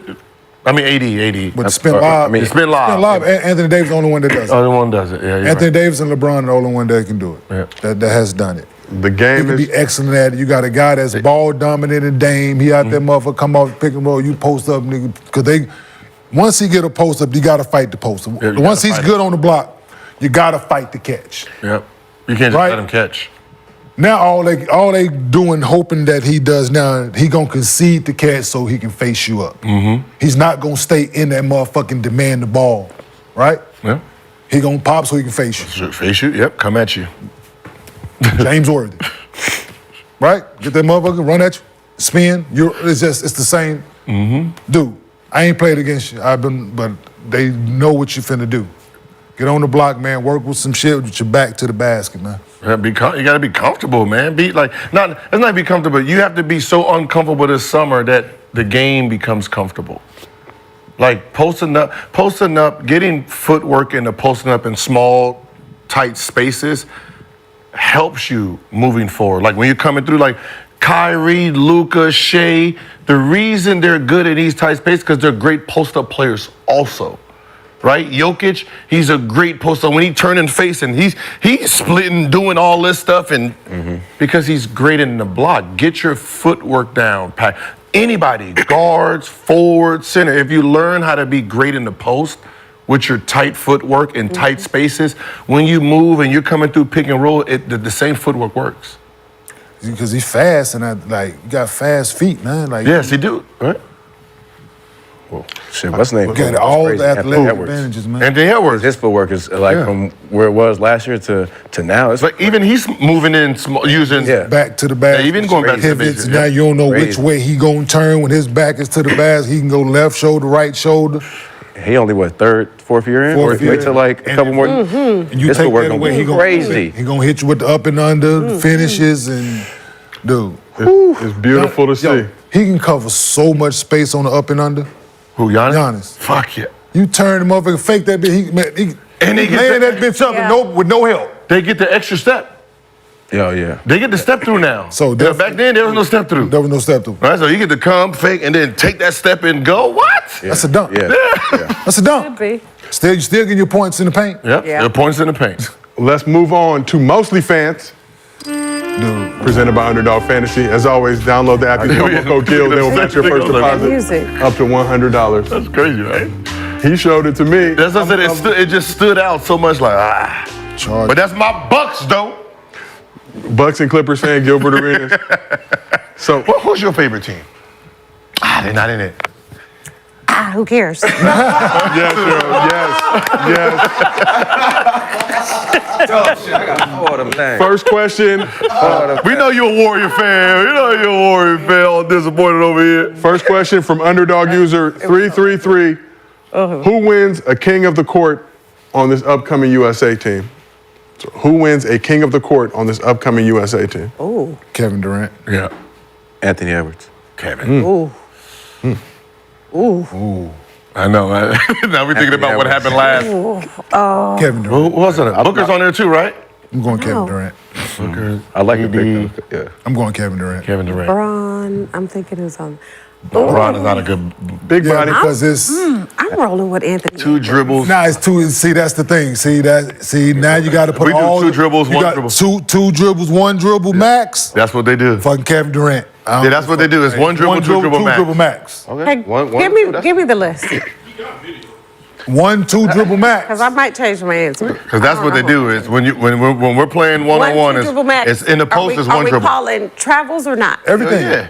But it's just one dribble or two dribbles. Travels, so. Two dribbles at least. I saw Paul George cook somebody this summer and I dribbled that bitch one time. Ooh, okay. Yo, Give me a list. And we do that. We do that no dribble too. Okay. Yeah. Yo, going over your shit, shooting that motherfucker, shooting that bitch. I was like, yo, this motherfucker Wait, good. I don't know. Wait, Anthony. I know, I'm gonna get my list. Kawhi Leonard's on there. So we got Bam Adebayo, Devin Booker, Steph Curry, Anthony Davis, Kevin Durant, Anthony Edwards, Embiid, Halliburton, Drew Holiday, LeBron James, Kawhi Leonard, Jason Tatum. If they do when they do that block work, it's gonna be Embiid. It's gonna be Embiid. Embiid for sure. And they gonna be like no dribble. He gonna be like, all right. Okay. Cool. Shit, But still, motherfucker. yeah, but I'm going I with changed my answer. Who you going with? KD. KD. Listen, Yeah. because you gotta have all the criteria Yeah. for these one-on-ones. For sure. I can roll with Kawhi Leonard too, healthy. One dribble, two dribble. One dribble, two. That's his game Yeah, anyway. that's his game. Yeah, and I mean And he gonna defend. And he gonna defend. And he gonna defend. No, but KD held to shoot over and won that 1-2 dribble shit. Yeah, for sure. Yeah. Motherfucker be Yeah, like, that's a good one. hey, goddamn KD be having that long ass arm up there. I'm like, yo. Who was playing in the ones when you was watching? Did they even do it? Vince, Mac. Who you got? Was KG? KD? No. I remember watching that full. I remember they was doing full court 1-on-1, and KG was whooping their ass that year. Man, I would. Like you score this one and then go down there. Oh yeah. Oh yeah, the one-on-one drill. Yeah, the that one-on-one was drill. hard. That was fun. I don't even think they do that no more. Nah, they don't do that. Like shit. players ain't in shape like that, and they scared. Like Well, the players like, we ain't doing that. that was used to be so but no, fun. but that was Full court raw. Like 1-on-1? that's some real like. Yeah. Let's get after it. Like, Yeah. give me the ball back. Yeah, get that ball back. So, second question from underdog user Fame Godbody. If you could create a new postseason award, what would it be and who would be most likely to win it? You get to create a new postseason award. Post regular season or the whole season? So just postseason. A new postseason award, what would it be and who would be most likely to win it? I'm gonna go with MVP. Postseason MVP. Yep, and then the best player in the NBA wins it. Fuck. No stat, no that. Just the best player in the NBA wins this award. It's called Most Valuable Player. That's the award that I want. They have that award in the regular season and in the finals, Gil. No. They got one. It's called. It's kind of the same, but it's who would they vote for? Say theirs is their P stands for popularity. Popularity. Who they like. But that's what AP stand for. We going Most for valuable. basketball. We're going for the basketball player. Can we get an all-tournament team too, like Player AAU like. style? Who? The all-tournament team? Nah, I'll pick one. Let me Throughout for the real playoffs. one. What, the in-season tournament you talking about? No, for Once the again? postseason Oh, I tournament. thought you was bringing up old shit. No, I'm not kidding. I moved on. Oh, okay. You sent an award for post. Yeah. I think New postseason award, what would it be and who would be most likely to win it? I don't know if it should be for players, but it should be for referees. We should give the referee award, and the players should be able to vote, I like that. so that we can see who was like the top Kind of refs. like your and we can- media. Give the top ref and then give the Donahue to the How do bottom. you vote ref. for it? I mean, just Because we don't get every ref. Do we get every ref? Do we go against every ref? I don't know. I think there's 24 refs right in the postseason. No, I mean during the regular season. You mean in the playoffs? period. Just You might. just period. It's 24 refs, I believe, that they just cycle period. through. But during the regular season, you might get everyone doing something. It's a lot of fucking games. You know what they should do? They should reward. You say Michael Conley? Like, he's never had a technical That's crazy. That's in his crazy. career? Most obedient award? No, there should be like a. Damn. That's fucked up. Hey, that's hey, man. I'm just kidding. Most obedient. Oh gosh. We can trust you. Like, Did you just call him Django? Django. okay. That's what it sound like. Did you just call that man Django? The Django award. Obedient award. That'd be Django cool, was not like, obedient. as if you're a starter or somebody who plays over like a certain amount of minutes, you never got a technical, you should get like a bonus. You should get everybody else's tech money. Damn. like bonus. Damn. The way them motherfuckers are now. No, I'm They just kidding. That'd be going right. I mean, it kind of makes you think about getting technical. Like, oh, shit, that's a prize. They should give a- Nearly 35,000 minutes in his career, no I tech. said they should have a trainers award for all the best trainers who keep their players healthy. Like that should be an award. Lakers will not be in the running. They should, I mean, that should be from the team. You should get a little bonus from your team. No, I just think just from from the whole What league. war would, I mean, let's take this serious. Go. I think they should give a biggest shit talker award. Anthony Edwards may or may not be. I don't know. That's the most feared. As voted on by your peer. Most feared? The most feared. Like, yeah. Who gonna vote for that? Yeah, something most like feared. that. Like, do you know the awards that they actually have, and they be given like most hated coach or most hated coach? They should actually get a real award for that. Like, give them motherfuckers a trophy. Yeah. Most overrated, most underrated. Saying, all Like, that. But even with the players, I'm just saying they had that on All that, the side at one everything. point. They Like, there had, should be a most trophy for it. overrated, Everything. most underrated. most hated motherfucker, like, yeah, that trophy hat, god damn it. Like the ugliest NBA the ugliest nigga in the league this year. Like, The ugliest nigga in the league award. The biggest flopper award. It's a lot of good, yeah. I don't know. Like the most. Did you say the ugliest? Yeah, the ugliest NBA player. Most unattractive. Yeah, the most unattractive. That'd be, oh, boy. Ugly team. Yeah, all NBA ugly. Shit, we got. That sounds like a good place to stop. Niggas be mad on that one. That's a good place to stop for today. Oh my God. Cheryl, we appreciate you pulling up, Brandon. We appreciate you Was that pulling Aaron in. Williams with the show? Yeah, we appreciate you being here. Let's clap. Drown them out with clap. Drown them out with clap. Before we start more shit, we gotta live. We got a summer league coming up. We gotta move around. All We can talk zesty about teams. This has been Gil's Arena presented by Underdog Fantasy. We'll see y'all tomorrow. You can't leave them out. They didn't turn the mics off.